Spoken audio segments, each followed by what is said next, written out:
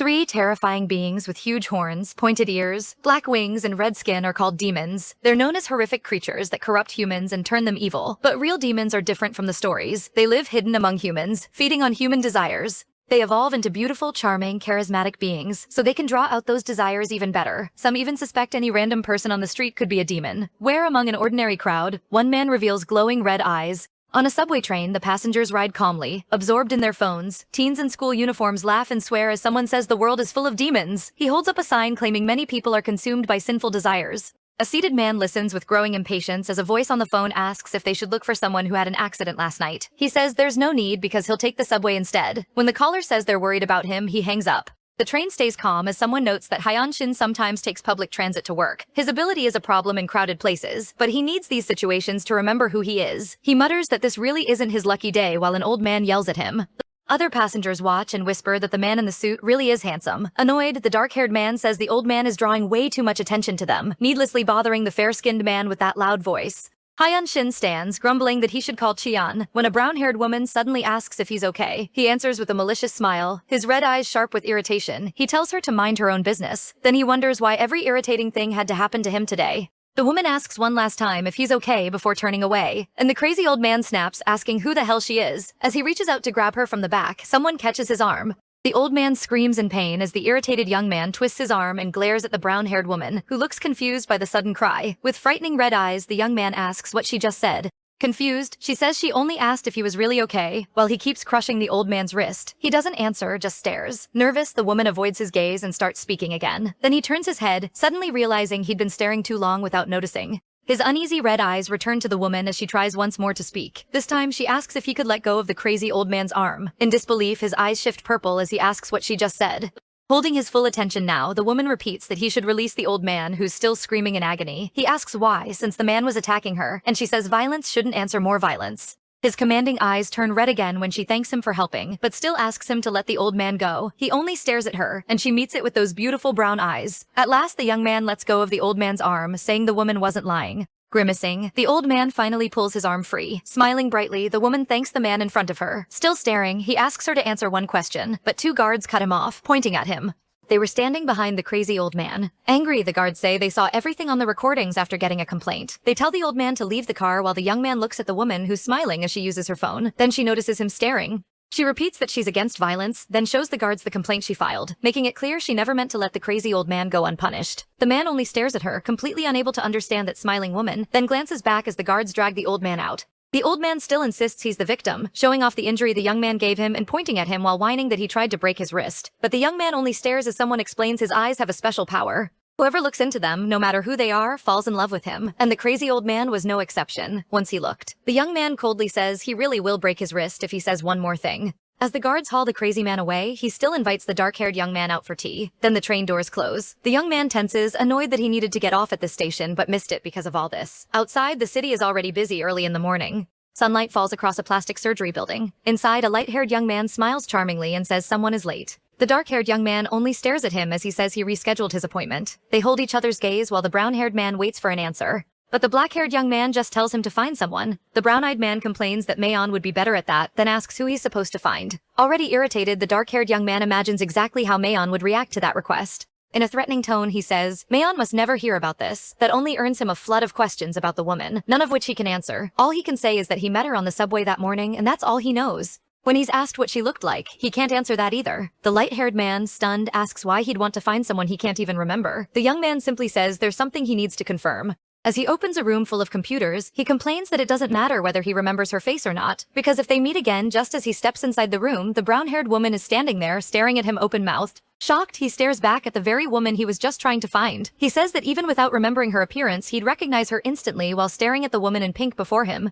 Someone explains that the 7 human emotions are known as the 7 deadly sins, and that demons born from those emotions once roamed freely, feeding their hunger for each sin. They crossed battlefields, the grandest social events, and even the cruelest black market gatherings. But as time passed, great civilizations disappeared, so the demons had to find another way to survive. Determined to live as long as possible, they chose efficient, profitable methods, taking specialized jobs and slowly adapting to the human world.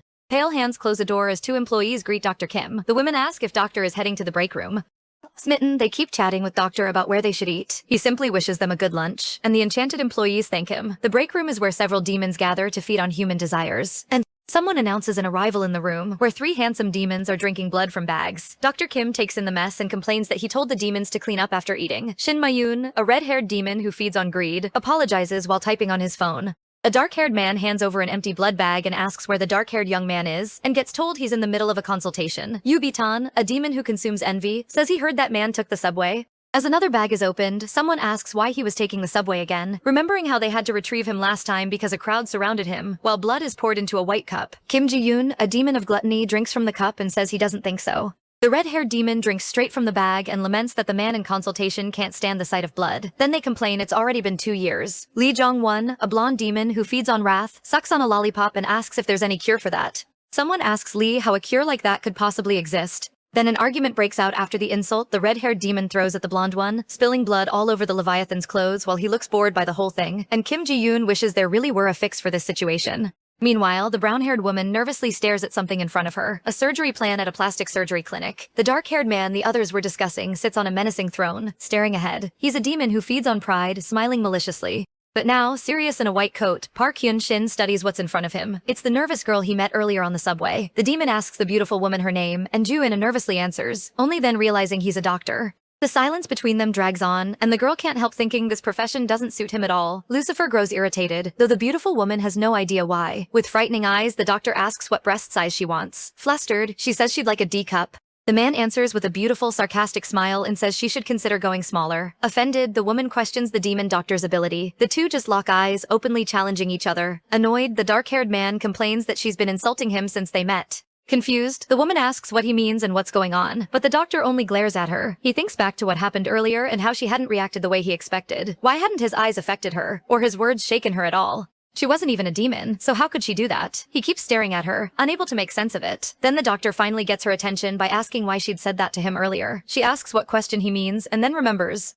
Nervously, the chocolate-haired woman starts to explain. She says that during a hard time in her life, when she was a little younger, someone stepped in and helped her right away. With a small smile, she says she thought the demon might be going through something similar. The doctor only stares at her before saying most people wouldn't think that way. His next question makes her shiver. Why does she want the surgery? Hesitantly, the young woman starts to answer, and with a serious look says it's for a personal reason. Still, she insists she needs the surgery and asks if he'll do it. Watching her closely, he nervously admits he can't perform it, leaving her stunned. Frustrated, she demands a reason while he fiddles with something on the right side of his desk. He then extends a calendar toward her. The doctor tells her to take a look and asks if any of the marked dates are actually open. She points to a free Monday, saying that one looks empty, but he replies that it's his day off and the rest of his schedule is packed. Shaken, she asks when he'll be available, and his answer, probably next year, hits her even harder. He offers to get her an immediate appointment at another clinic, but the demon doctor smiles with obvious pride and says she only came here because he's the best at what he does. As he tells her to leave, the shocked young woman quickly asks him to wait. Sunlight pours through the windows of a cafe as someone crushes a coffee cup in their grip. The furious Ina keeps replaying the hateful doctor she met earlier. With angry eyes, she recalls his schedule and says she needs the surgery before someone comes back. Desperate, she fumbles with her phone, insisting she'll find another clinic and snapping that even if that dark-haired doctor begged, she'd never let him operate on her. Meanwhile, the doctor is in surgery when he cuts into a patient's skin and blood starts to spill. The nurse stares at him, confused by his reaction. Shock flashes across his face and he trembles when he hears her call to him. Then he orders everyone to keep working, and the nurses praise the team's work. As soon as it's over, he rushes out and strides quickly down the clinic hallway. Dr. Kim is searching for something on his computer when the man calling his name pulls his attention away. He asks what young Lucifer is doing in his office, and Lucifer says he just came from surgery, and that for a brief moment he was fine even while looking at the blood. The brown-haired young man stares at him, then shouts in surprise, asking how that happened. Lucifer says his hands started shaking again, once the disgust at seeing blood came back. Seriously, he thinks that even if it lasted only a second, his appetite for blood had resurfaced. Arms crossed, Dr. Park says they'll have to find out what caused it. Thoughtfully, the brown-haired man wonders if his friend's brief relapse might be the remedy the others were talking about. He asks whether Lucifer did anything unusual that day. Still working at the computer, Dr. Kim thinks the effect may have appeared and vanished because Lucifer briefly came into contact with the cause, then lost it again. It might be like humans missing their medication. He says that just in case if the dark-haired man remembers anything, he should tell him, staring at his friend seriously. Then the demon mentions something else unusual happened too, shocking his friend by saying someone he met earlier wasn't affected by his power. Stunned, Mr. Kim asks why he didn't say that first. Frozen, the brown-haired doctor asks if that person is the one Lucifer asked him to find. The dark-haired man answers only with a stare. Outside, the sky is a clear blue with only a few clouds. Someone asks if he thinks the woman now sitting dejectedly in a chair could be the cure for his problem, and he admits he isn't sure while the girl keeps staring at her phone, which suddenly lights up with a call.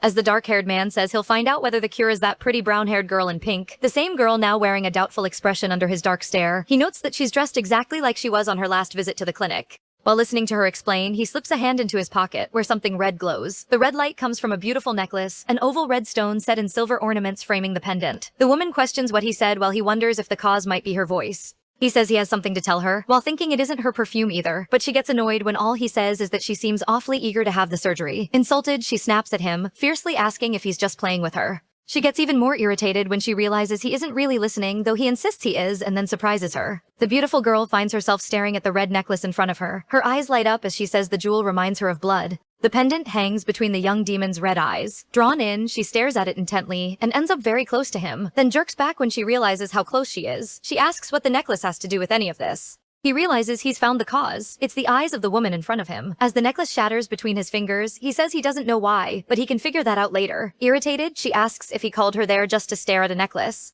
Head lowered, he rises to his feet and announces that he's going to kiss her, tormenting the girl, who freezes at his words. Under pressure, she asks what he's doing and tells him not to come any closer. Already right in front of her, he says that if she looks him in the eyes and refuses the kiss, he'll do something for her. With a sly look, he promises he'll perform the surgery if she can reject him. Hovering close over the silent girl, he says he'll test whether his ability works after the kiss. Embarrassed, the owner of those beautiful eyes stares at him, wondering what is happening as he keeps watching her with a challenging look. When their faces are only inches apart, she realizes he really is going to kiss her while holding her by the waist. At last, she manages to react and pushes his face away, saying she likes someone else. The doctor turns his head in disbelief, his first rejection. Meanwhile, the brown-haired woman realizes she'd almost let the demon kiss her as he looks at her with growing interest. A moment later, he gets the attention of the woman he'd just tried to kiss. With his head lowered, the doctor tells her she can start working there the next day. Confused, she asks why he's offering that, and also why he's suddenly speaking so casually. He says that's how he talks to all his employees. Then he says he'll operate on her, and she asks what that has to do with working at the clinic. Instead of answering, the dark-haired man turns away awkwardly. Then he explains that if she joins the clinic, he can squeeze her into his schedule. She complains that she already has a job, but starts reconsidering when she hears the salary and that she can do whatever she wants, except when the doctor calls for her. Certain he's made a great offer, the doctor says it's an excellent deal. She asks why his attitude changed so suddenly, then concludes he must have fallen for her after all that. The doctor complains that obviously none of this will be free, and tells her to just do what he says, so she asks what exactly she has to do. Nervously, she wonders what he's about to ask. Inwardly, she tells herself she has to stay bold and unshakable, which makes the demon smile maliciously. He quickly asks if he can keep talking, and she gives him permission. Then he explains that for personal reasons, he can't stand the sight of blood. The woman listens closely and asks how he's even able to operate on people. He says he endures it, but lately it's been exhausting, so there's a limit to how many surgeries he can handle. Leaning against his large desk, the doctor keeps explaining. He fixes her with a steady look and says that whenever he looks at her, he feels better. Shocked, she stares at him and asks what nonsense he's saying, insisting he really is in love with her. Proudly, she tells him to give up on her, while he briefly considers locking her up and persuading her instead. But then her next response catches him off guard. He looks at her awkwardly as she starts seeing ways she could go along with this.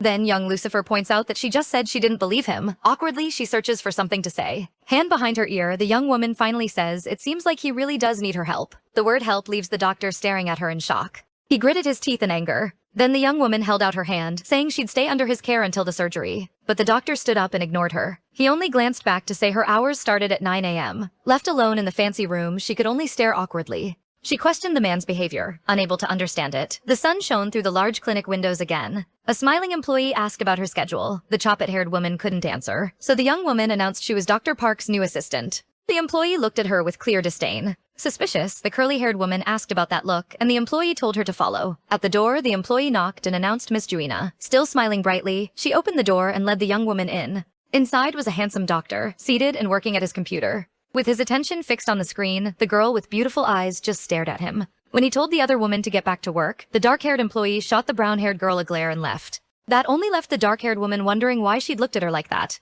Then the doctor asked why she was still standing there. He told her to close the door and come over. Then he showed her a room he'd furnished with everything she needed. Amazed, the woman looked around the room and noticed how dark it was, with none of the usual primary colors. She wondered if that was the man's taste. Then he caught her chin in his hand, forcing her to look at him. He held her gaze. The young woman asked if he was leaving for surgery, and he confirmed it. Serious now, the demon told her that if the others showed up, she should ignore them. She simply agreed. Then he slowly let go of her face. Smiling, the doctor told her to take a break. He left her there, understanding just enough. Then, smiling victoriously, the young woman declared that the doctor was gone and celebrated being free. Excited, she decided to look around the room. But when she glanced at her boss's desk, she noticed something on it. Rummaging through his things, she muttered that this wasn't fun and that she should snoop through the other rooms instead. Then she accidentally bumped into something. She turned in surprise. Looking down, she saw she'd knocked over a small picture frame. Wondering if she'd really done that, she picked it up to check and found a photo of an incredibly beautiful woman. Sitting in her boss's chair, the new employee remarked that the photo showed a woman, a very beautiful one, and wondered if she might be Dr. Park's girlfriend. Then she nervously guessed it could be an ex, since the frame had been turned over.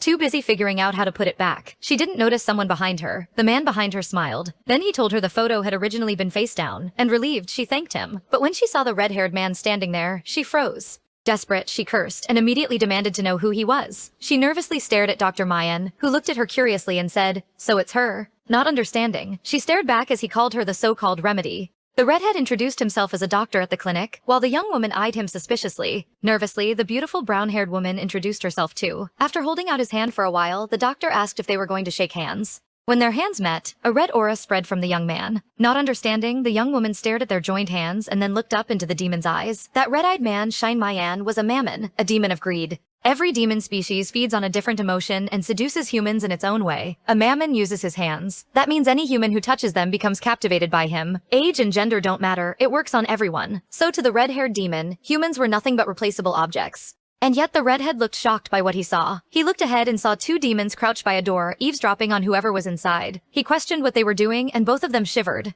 Whispering, they said a patient had come back to Dr. Park's office, and the redhead complained that plenty of patients returned to him. But this time, Hyunjin had asked the patient to come back. Shocked, the redhead stopped scrolling through his phone full of messages. He asked why, but neither demon knew. Driven by curiosity, he shoved the blonde at the door to peek inside. The three of them whispered restlessly about the girl in front of them, wanting to see more and more of her. Then they noticed the deadly stare of the pride demon. The demons who'd been so restless froze under that gaze, terrified. So they shut the door just as the girl inside asked if the man was listening to her. The two demons left the area, but the redhead stayed by the door, and the Leviathan asked why he was still there. His face was consumed by greed, the emotion Mayun fed on. Even the pride demon's warning only pushed him to investigate more. Back in the present, the beautiful girl kept staring into his eyes. Meanwhile, he asked why she was there. Confused, she hesitated over whether to answer, then remembered what the doctor had told her about the others. So the young woman said she couldn't reveal why she was there. It was a secret. She also asked him to let go of her hand so she could work. And the redhead finally realized that the girl was talking to him completely normally, and had even asked him to release her hand. He grabbed her hand again. Nervous now, he asked if holding his hand made her feel anything.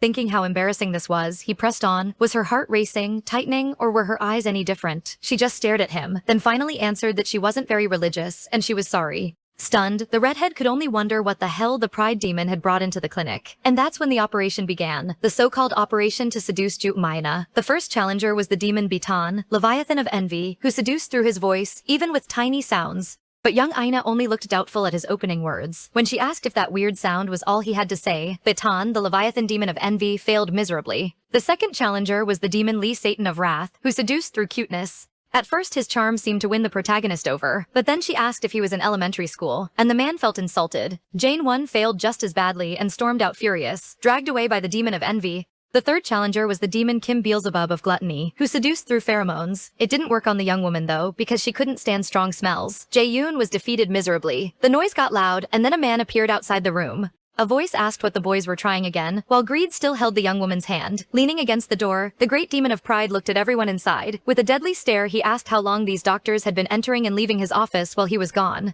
Then he ordered everyone out of his office as they looked around awkwardly. Everyone left, while the young woman stayed seated and watched them go. The brown-haired man remarked that the doctor must have rushed back to the room because he was even sweating from hurrying. Finally, he warned her to be careful. One of the others could steal her from him at any moment, while the redhead said he'd stop by again later. The demon just stared ahead. Once everyone was gone, he told the seated woman that he'd already warned her to ignore any others who showed up there. The young woman said she had ignored them, but they kept coming in. Then he noticed she'd touched his desk. The doctor asked if she thought chatting with them a little meant they'd become friends and reminded her they wouldn't see each other again after the surgery. She insisted they had entered on their own, then looked at him doubtfully and asked what he meant. The doctor only told her to do exactly what he said, nothing more. Turning her back on the demon, the woman said she'd do only what he asked and he shouldn't call her unless it was work. The doctor watched her until she entered her room and shut the door. He kept eyeing that door cautiously. Once again, the sun shone over the large clinic, and the young doctor looked irritated at his assistant. She had a mask over her mouth and headphones on to block out her boss. The man pulled one headphone off the girl. Angry, she demanded to know what he was doing. The doctor complained that the girl with beautiful eyes still had work to do. Furious, the young woman slapped his hand away and glared at him with a beautiful, furious face. Also angry, the doctor asked if she was going to keep acting like that. Sunlight poured through the window and lit the room. Time passed until someone asked if it was enough, and another voice answered no. The young woman complained that the doctor had been staring at her longer than usual, and the dark-haired man said he'd need more time that day. She complained that he always did whatever he wanted, and he fired back. Fed up, the woman turned away and said enough was enough. It was ridiculous. When she suddenly slipped on a lollipop the boys had left there the day before and panicked as she fell. She looked at the man she'd been arguing with just moments earlier and realized her boss wasn't even going to try catching her. A dozen awful conclusions flashed through her mind about how the fall would end. She braced for the impact that never came because she landed in a chair instead of on the floor. In disbelief, she looked at the chair under her, certain it hadn't been there before, when the man simply turned and walked away, but a hand grabbed his arm. The woman said her legs were weak and asked the doctor to help her up. She figured she'd been so worried she hadn't even noticed the chair was there. Then she stared at a cup high on a cabinet. Reaching for it, she grumbled to herself that her boss had watched her fall and done nothing. Then a tall arm finally reached the top shelf and handed her the cup. The handsome demon passed her the white cup, watching her with those beautiful black eyes. She thanked him and took the cup from his hand. At first she thought he was one of the guys from her office the day before, and wondered what the one who grabbed the cup was called. Then the demon introduced himself, catching her attention. He added that he knew she was helping Dr. Park. The girl said it had just happened. While remembering the other guy who had bothered her yesterday, she wondered if she could tell the dark-haired man any of that. Still, she realized she wasn't the one who brought it up first, and he looked bored but justified. With a smile, the boy asked her to take good care of the proud demon. Surprised, she said she would take care of him. She was even more caught off guard by the beautiful voice beside her. The man smiled at her kindly and said that the man they were talking about was very important to him. Nervous, she said they must be very close. Holding a cup of hot coffee, the young man said they'd been friends a long time. That made her ask if they were all the same age. Thoughtfully, he said he wasn't sure. Confused, she wondered how they could be longtime friends and not know each other's ages. She sipped her coffee and figured maybe that's just how people are now. She was also surprised that even though he looked scary, he actually knew how to talk, so maybe he was a good person after all. As she looked fondly into her coffee, happy, she said she'd head back to her room and told him to enjoy his coffee. But when he called out with a malicious smile, she looked back and asked what he wanted. He only stared at her with a faint smile. Even in dreams, the demon could seduce people with his sweet, devilish voice. The young Leviathan fed on it. The employees looked unhappy with young Ina's presence because she drew the attention of every demon in the clinic, and that dissatisfaction was exactly what fed the Leviathan demon. Curious, the young woman asked what he wanted. He said work was more fun with her there, and he hoped she'd stay a long time, since the brown-haired girl made the other employees envious. And envy was the sin the demon of envy fed on. Impatient, the beautiful young woman walked the halls telling herself that even if Dr. Yoon liked having her around, she'd stay only until her surgery was done. Better not get involved with the other doctors, just like Dr. Park warned, so she opened her office door and jumped when the dark-haired demon stood in the middle of the room asking where she'd been. She quickly said the doctor's surgery had gone extremely fast. He replied that he'd only been gone 2 hours, and she defended herself by saying she'd just gone to make tea. Turning away, she complained that it wasn't like she was in prison. Arms crossed, the doctor stared at her while thinking about his progress in the operating room. He no longer felt sick at the sight of blood like he had on those first 2 days, and his colleagues had even praised him. Now blood didn't bother him at all, and he wondered if the woman in front of him was the reason, though he still wasn't sure. Too many unexpected things were already annoying the doctor, and they only made it harder to figure out why the young woman had this effect on him and how it worked. Then he got her attention and asked if she had plans after work. She said she was going to dinner with a friend.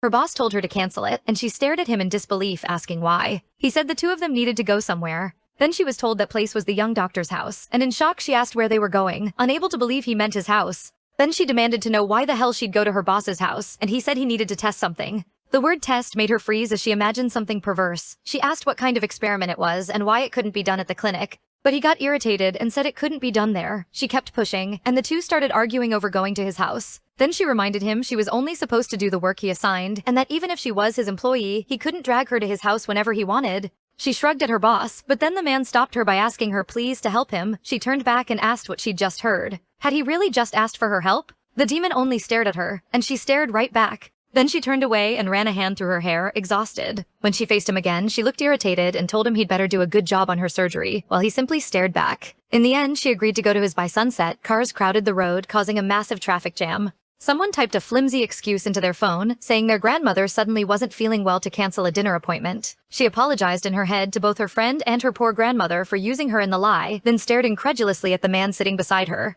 That handsome dark-haired demon was the reason she'd had to lie. Sitting in a beautiful, sophisticated black car, she asked if they were finally close to his house. While admiring the sunset over the city, she said she was surprised the young doctor was driving at this hour, and that the bus would have been much faster, but he said he went nowhere unless he drove his own car. Not understanding, she wondered if her boss just didn't like being around people. She pointed out that they'd met on the subway, and the doctor explained he'd had an accident and had to get rid of his car. Shocked, she asked if he'd been badly hurt, but the demon said it hadn't been as serious as it sounded. Then she looked out the window as her boss announced they'd arrived. Amazed, she stared at the tall tower in front of her, glowing with yellow lights, magnificent and impossibly high, with windows everywhere. She stood there with her mouth open, admiring the place until he told her to hurry up. His long fingers pressed the button for the 72nd floor. Suspicious, she thought she'd already guessed her boss was rich from how much he'd offered to hire her. Anxiously, she asked how old he was, and he asked how old she thought he was as the elevator rose toward their floor. She said he looked like he was in his 20s, and that made him smile. Smiling at her, he said they'd go with that age. When the doors opened, she looked at the demon in confusion as he stepped out. The apartment door gave a soft sound as it opened. The owner told her to use the slippers by the door. She immediately asked for permission to come in and stepped into a beautiful living room with a stunning view of the city. Curious, she quickly thought about just how much money her boss must have. As she walked through the house, she came across something, a huge painting that was hard to understand but deeply unsettling, seeming to show a crowned man with 3 heads, each wearing a different expression. Awkwardly, she just stood there staring at the giant painting.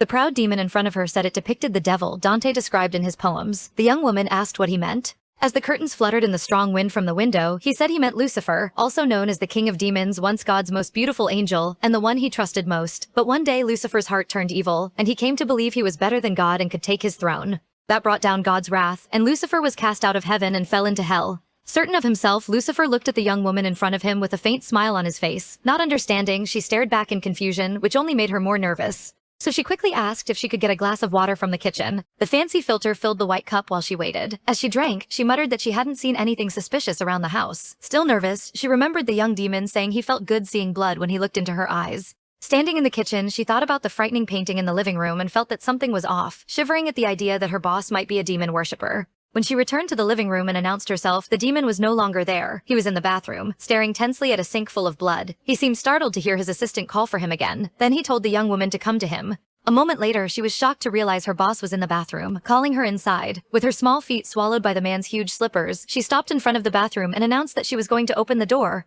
A pool of blood sat in the sink, and her demon boss stared at her with his face still wet. The beautiful young woman nervously asked what was going on. She also questioned why he was taking off his clothes, and he simply said they were stained. Then the young man told her to come closer, but she immediately shook her head. The proud demon snapped and warned that if she wouldn't come on her own, he'd drag her in. A moment later, the man let out a tired sigh and told her to just hold his hand while keeping whatever distance she wanted. So the young woman did as he asked, taking his hand while staying as far back as she could. Amused, the young man glanced at the blood pooled in the sink and complained that he felt neither desire nor fear like he'd expected. But the change came the moment he touched the brown-haired woman. As soon as their eyes met, the proud demon lost his fear, and when he touched her, even his hunger for blood disappeared. With his hand wrapped around the woman's arm, the demon suddenly pulled her against him and held her in a tight hug.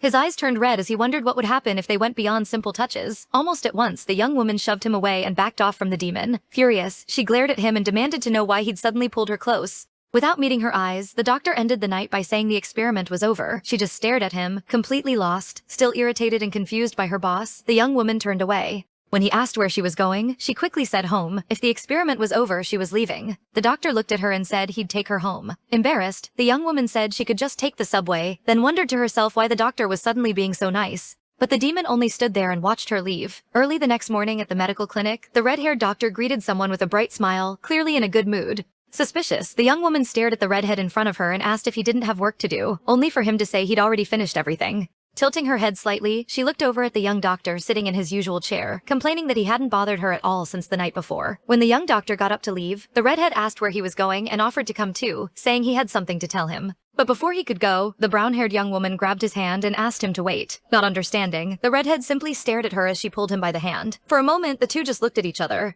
Excited, the young woman said she had something to ask him while still holding his hand, then quickly realized it and let go with visible disdain. She started to ask her question, but the redhead cut in first and briefly said his name. He took the young woman's hands again and corrected how she pronounced it, insisting his name was Mion Shin, not really getting it. The young woman just nodded and called him Dr. Shin. Then she mentioned that Dr. Yu said they'd all known each other a long time, and the excited redhead confirmed it. But he looked confused when she asked why Dr. Park didn't seem well. She added that Dr. Park had mentioned some kind of devil and seemed to actually believe in it. A little uneasy, the redhead said, the young doctor might just be somewhat superstitious. Then the assistant brought up the time she nearly fell in front of the doctor, but a chair suddenly appeared behind her and caught her, which she said was strange. Nervously, the redhead asked if she was sure the chair hadn't already been there, and she just missed it. The young woman kept listing strange events while the redhead grew more nervous and kept telling her to calm down. Curious, she pointed out that saying it all out loud only made everything sound stranger and asked what he thought. Awkwardly, he admitted he wasn't sure about any of it. Then the redhead shouted that he was coming, quickly said goodbye, claimed someone was calling him, and rushed out saying he'd see her later. That left the young woman alone and even more confused.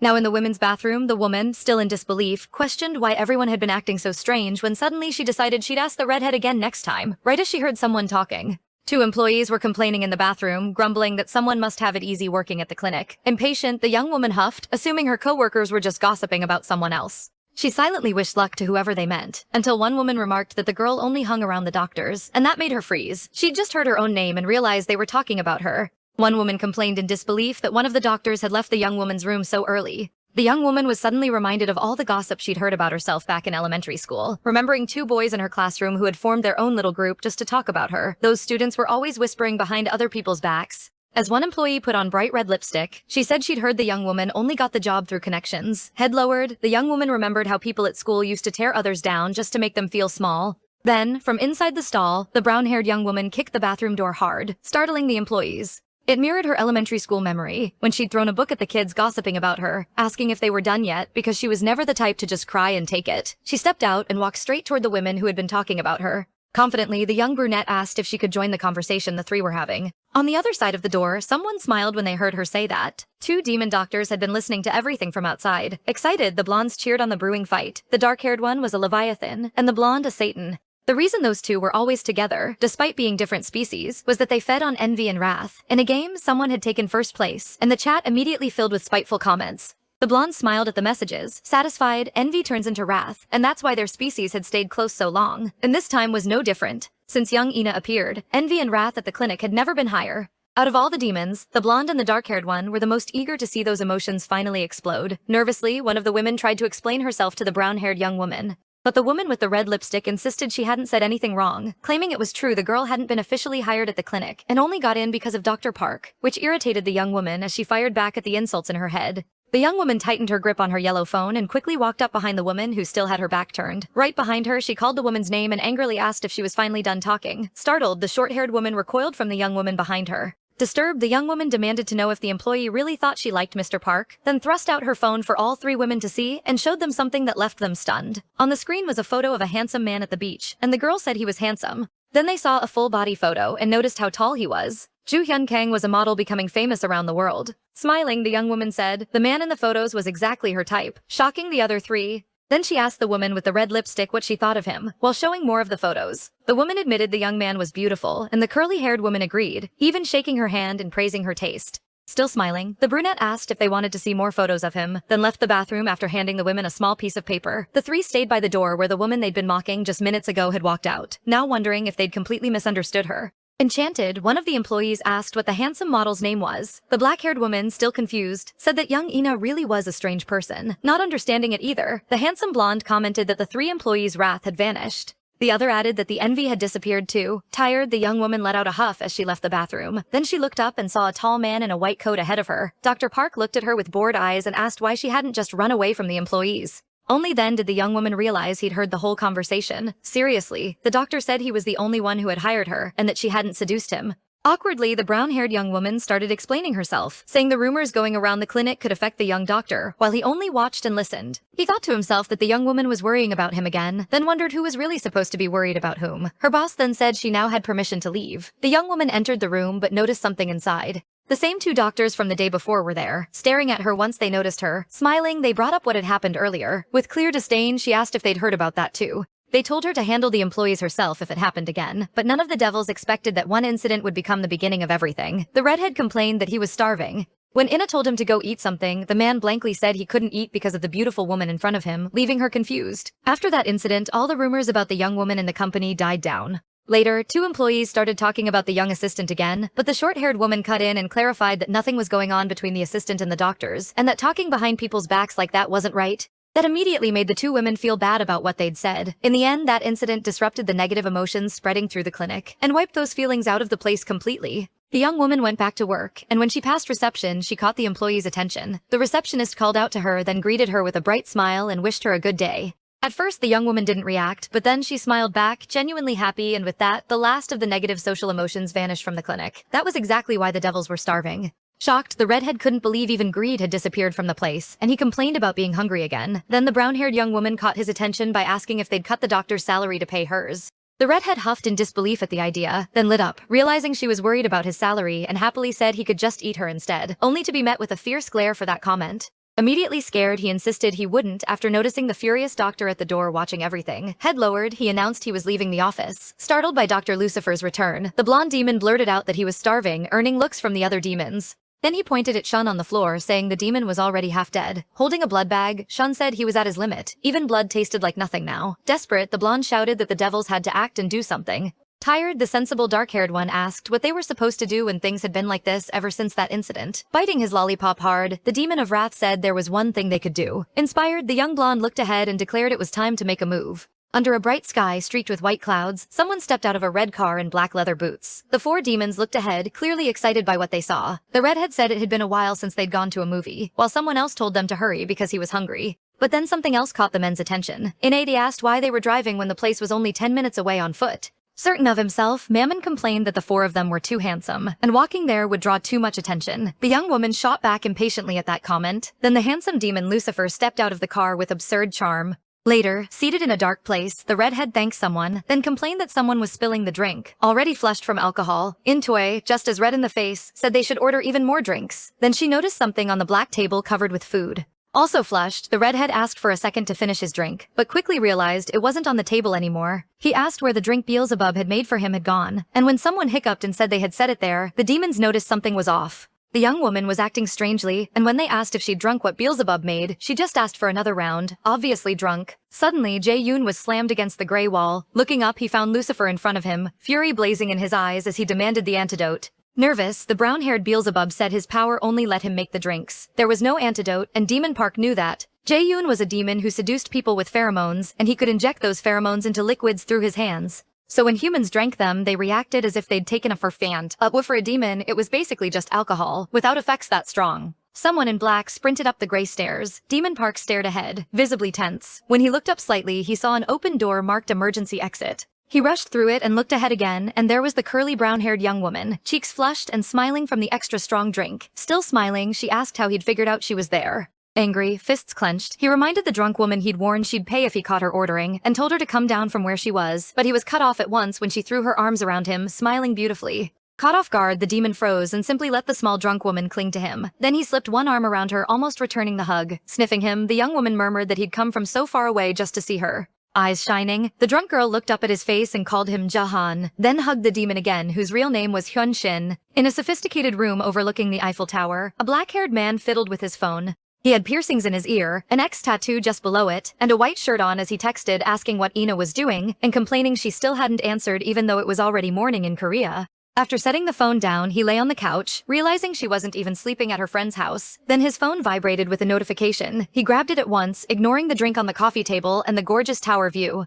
All he did was call someone, say his photo shoot was over, and demand the next flight to Korea. When asked why, a white plane crossed Paris's dark sky, as he admitted something felt wrong. In the morning sunlight, a large residence gleamed. Light spilled across the room's white curtains. Inside, the young intern slept peacefully until something bothered her enough to wake her up. She sat up, holding her head, complained about a terrible headache, and wondered what time it was. Yawning, she thought about how desperately thirsty she was. She tried to remember what had happened the night before, confused because she'd never blacked out from drinking before. But when she moved to get out of bed, she finally noticed the handcuff locked around her wrist. Not understanding, she looked to the other end of the chain. Then she stared ahead, oddly calm, and with a smile, realized something very important. That this beautiful, elegant, absurdly sophisticated place where 5 doctors were sleeping peacefully around her definitely was not her room. The realization hit, and she froze. Then came the inevitable shriek. Her scream woke everyone, and she immediately started asking vital questions, like why all the guys were sleeping shirtless. The redhead was first to say good morning, and she screamed back that that was not the issue. When someone explained it was Dr. Kim's house, she panicked, said she had no money to pay them, and assumed that was why she was there in handcuffs. Desperate, she checked her phone and found several missed calls from someone named Juhan.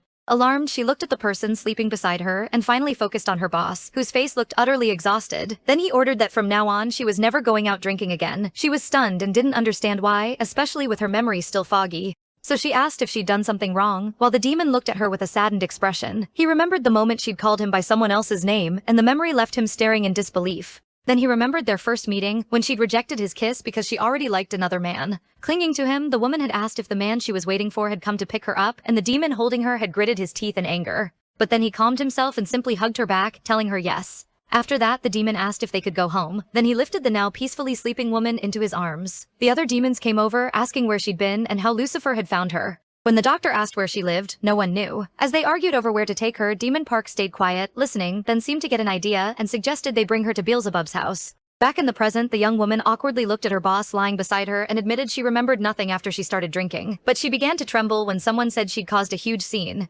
Apparently they almost crashed because she'd picked a fight with another driver right in front of them, which made the car lose control for a moment. That was why they'd handcuffed her to her boss, so she wouldn't do anything reckless again. They also said she ran out of the restaurant and it took a long time to find her. Distressed, she lowered her head and apologized because she truly couldn't remember anything from the night before, and her boss asked if she really remembered nothing. The chain gave a light tug, letting him prop himself on one elbow and ask again, still lying there, if she remembered nothing at all. Sadly, she said no. Resting his face on his hand, he looked at her and quietly told her to forget it. Then young Kim appeared at the bedroom door with a bright, happy expression, asking if the little drunk girl was awake yet so she could eat before leaving. Kim asked Demon Yu for help and stepped back out. The young woman reminded her boss about the handcuff key so she could at least go wash her face. Only then did the man remember he'd forgotten the key, and he quickly made a new one behind his back, out of her sight. Turning back to her, he asked her to hold out her arm. But instead, he found the beautiful woman staring admiringly at something in front of her. She was openly admiring the envious demon's body, and every demon heard her thoughts as she praised Leviathan's physique and called him a model. The young woman called the demon in front of her wonderful, not realizing the others could hear every thought and were listening closely. Pleased by that, the Leviathan smiled and finished putting on his shirt.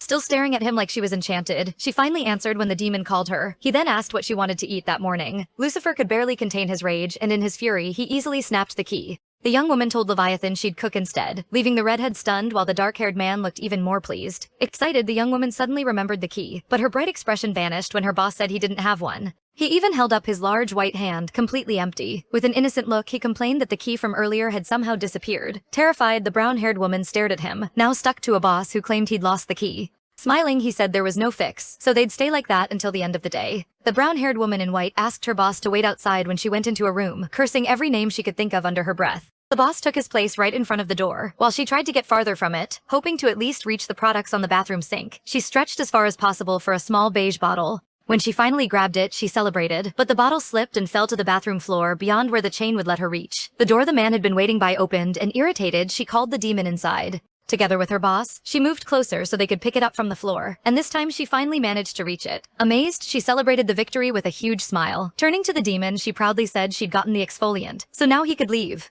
As she calmly pulled the product into her hand, the demon just stared at her. That was when she realized the flaw in her logic. With a malicious smile, he said he was clearly bothering her and would leave, which made the young woman tremble. The dark-haired man turned away with a sinister look, and she could only think that he really was the devil. Like one too, he warned that if she wanted him to stay, she'd have to ask politely, sending her into a panic as he started leaving the bathroom, and she grabbed his clothes with the only hand covered in exfoliant. A second later, she realized she'd stained her boss's shirt. Water poured steadily from the tap when the devil offered a towel to the woman washing her face, and she quickly dried it off. Then she paused, turned to her handcuffed companion, and asked the irritated being beside her if he wanted to clean his shirt too. As they went downstairs, the two argued over whether the exfoliant accident had been intentional. Once they reached the bottom, the young woman simply told him to find the key he'd lost. Then she spotted Dr. Kim drinking something suspicious, and he nearly jumped when she called out to him. Quickly hiding the drink, the nervous brown-haired man looked startled to see her there. With a strained smile, he said breakfast wasn't ready yet and told her to look around the house, while the demon of gluttony hid a cup of blood behind his back. What he didn't notice was the blood still on his lips, and the innocent girl saw it. Awkwardly, he covered his mouth, but by then it was too late. Curious, she started asking what he'd eaten and pointed out again that his mouth was red. Annoyed, Lucifer cursed his friend while forming a cup in his hand, a cup filled with red liquid which he dropped to the floor to draw their attention and get the brown-haired man out of trouble. Both of them stared at the cup, and the red liquid spilled across the floor. Alarmed, they turned to question young Park. The woman grabbed her boss's hands to inspect them and asked if he was okay. Then she pulled him away so they could clean the stain on his pants. As they left, Lucifer glanced at the man behind them who was staring back with a silent, deadly look, and that left the gluttonous demon shaken. The brown-haired man scratched his head, thinking it could have been worse and that the young woman wouldn't be fooled anyway, since his powers couldn't control her. With a relieved sigh, he thought about how she'd made that proud great demon listen to her. She really was impressive. Red water dripped down a pair of black pants. While soaking the devil's pants, the girl complained that the stain wouldn't come out, and now they'd be completely drenched. Suspicious, she started saying it might be better if he just took off his pants. Lucifer gave a malicious smile, sighed, and rested his hands on the waistband. Smiling triumphantly, he said he had no problem taking them off and teased that they seemed to be moving awfully fast. The brown-haired girl turned bright red and shouted that she meant later, but yanked his arms so hard they both lost balance and fell. As they went down, he caught her by the waist, and they locked eyes. The demon shielded her from the fall by putting himself underneath before they hit the ground. The crash knocked the still-running shower loose, and it fell spraying water all over the bathroom. The girl landed on top of her boss in the bathtub. Panicked, she sat up, still sitting on him without noticing because she was too worried about the demon. Afraid he'd gotten a concussion from the fall, she said they needed to go to a hospital, but the demon only stared at her, while someone muttered that no, they were definitely not okay because too many things lately had gone wrong. Worried, the woman asked the man under her if she should call an ambulance. He finally answered, but so vaguely she couldn't understand him. Then he just pointed out that her clothes were getting wet. She said that didn't matter and asked again if he was okay.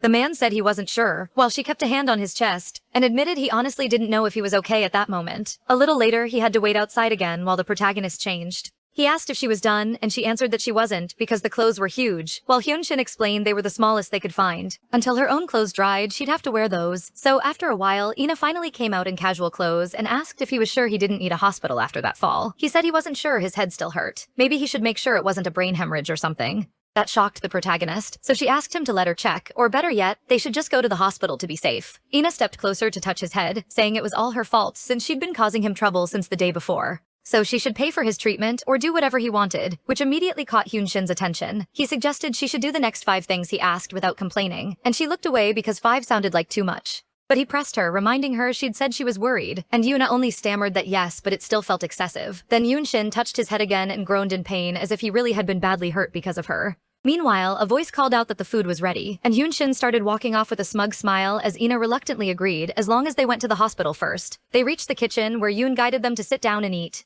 That excited the protagonist because he'd made all of it himself. Hyunshin asked why there was so much food, and Yoon said it had just been a while since he'd had visitors. They all sat, thanked him for the meal, and started eating Yoon's omelet. Since demons couldn't really be satisfied by ordinary food, they only pretended to eat it. During the meal, Lee looked at Mew and asked when he planned to get dressed, because his naked body was disgusting. That shocked him, and he shot back that some people died just from seeing him naked, laughing as he glanced at Ina, thinking it was impressive that no matter the gender, his muscles always charmed people. He felt incredible because she was looking at him, but the other demons ignored him and kept eating. Meanwhile, the protagonist complimented Yoon's cooking, which caught Mew off guard because she'd completely ignored him. Yoon smiled, thanked her, and said there was plenty more, so she shouldn't hesitate to ask, still ignoring Mew, who remained frozen because Ina apparently hadn't even noticed him. Everyone else kept eating. After the meal, the protagonist stepped out, and her eyes were drawn to a display full of trophies and medals. As they moved closer, Hyunshin explained they were sports trophies, which impressed Ina. She could also see several photos of Yoon holding trophies after car races and other competitions. Among them was also what looked like a graduation photo, with all of them holding bouquets of red flowers. He explained that picture was from high school, an alternative school where they were the only students then, so the school had given them those flowers.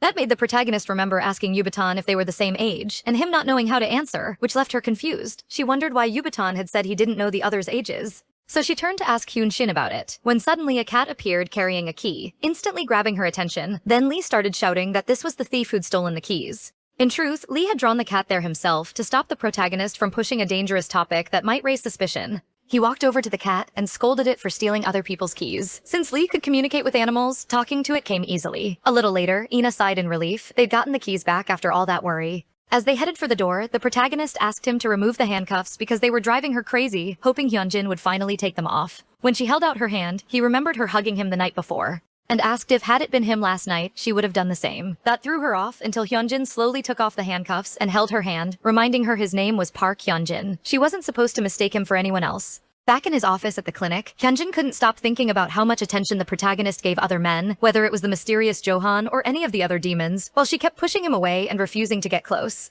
It infuriated him, even though he didn't understand why he was this worked up. Meanwhile, the other demons were drinking blood when Mew said it was strange, and Huberton agreed Hyunjin had been different since Aina started at the clinic. But Mew cut him off. He didn't mean that. He meant there was just no energy. Even after drinking blood, he still couldn't taste anything, so another guessed he'd lost his sense of taste from drinking too much. Mew denied it, while Yoon paused, and for some reason felt a sense of déjà vu. Then he remembered Hyunjin saying he felt completely fine even after seeing blood during surgery. The realization made him jolt, startling Mew, and the others asked what was wrong. But Yoon stayed lost in thought. Apparently, people besides Hyunjin were being affected by Aina's presence or some unknown power. She had been helpful, so none of them had stopped to question it. Now he had to wonder if Aina was really his remedy at all, because things felt different. A little later, the protagonist stopped by a pharmacy for medicine and paid for it despite the pain. Then she left and kept going to the clinic like usual. Hyunjin started to say she should tell him if she was going to be late, but then noticed something was off. The protagonist staggered, clearly unwell, apologized for not giving notice, then headed to her room and shut the door behind her. A little later, Yoon came by because he needed to talk to Hyunjin, then noticed the protagonist was still in her room.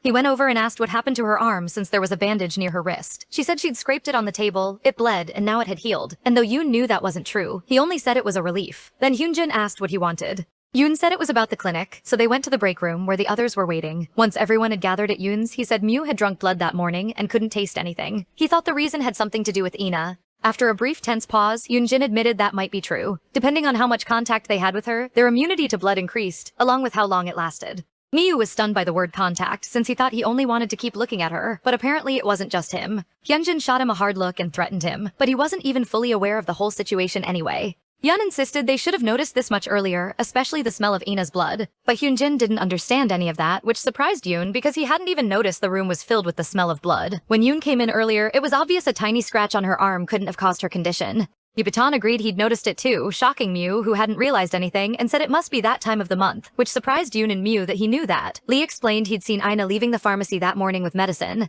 Then Yoon remembered she hadn't looked well that morning, but even so, the smell of her blood was far too strong for an average human. It seemed Ina's physical constitution might be amplified by hormonal changes, but they could still be jumping to conclusions too fast. When Yoon tried to see what Hyunjin thought, he still looked furious and told them to handle the blood issue themselves. If they had nothing important to say, he was leaving, so Lee simply turned to leave the break room. Yoon still asked if that was all, and whether he really felt nothing unusual, which made everyone look at him. Hyunjin said he felt nothing, then walked out. A moment later, he realized someone was following him. It was Yubitan, so he asked why. Was it because Ina was affecting him this badly too? Yubitan denied it, saying the only one he was worried about was Hyunjin. A Lucifer had given birth to him, and that nearly set Hyunjin off, since he said it like Hyunjin had chosen to be born, which he hadn't. Still, Yubitan pressed him on why he was hiding it. At first, it was only the eyes, but then the same thing happened when he touched her. When he hugged her, they dropped their guard too much, convinced she was the solution. And Yubitan didn't like seeing Hyunjin get agitated because she and her unknown power were affecting him. Hyunjin just sighed and said whenever Yubitan's instincts took over, it gave him chills.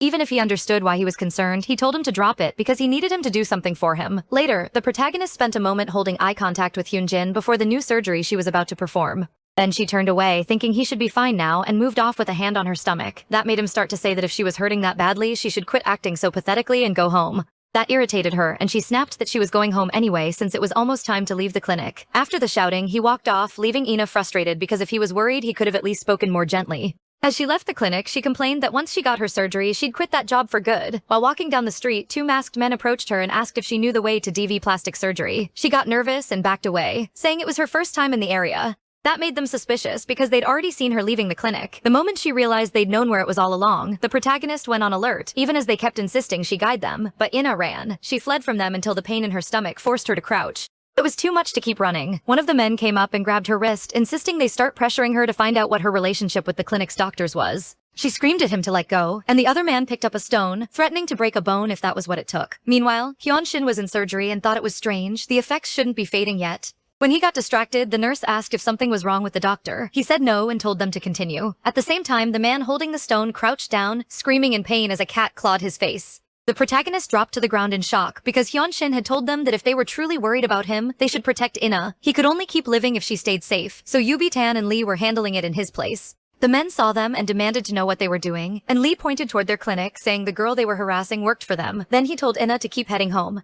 She worried they should call the police first, but he said it was fine. They'd hired a private security guard for the clinic, and with him around, they'd be okay. So he insisted she leave, since staying wouldn't help, and Yubi-tan agreed she should go rest. When they pushed her hard enough to seem rude, the protagonist finally agreed and told them to be careful. Then she ran off, leaving the two men annoyed that she was getting away. But Yubi-tan stepped in front of them to stop them from chasing her. The scratched man demanded to know who this so-called bodyguard was that made them so confident. With a laugh, Lee stepped forward saying it was him, ready to deal with them. Meanwhile, Hyunshin finished the surgery and stepped out of the room just as Yubi-tan came back to report that someone had tried to attack Ina. The man involved had a mark on his body just below the neck, which made Hyunshin freeze in surprise. Yubi-tan didn't know who he was, but whoever had chased Ina was definitely a demon. When they gathered in the tea room, Yubi-tan said a demon had tried to hurt Ina that day, which enraged Mew.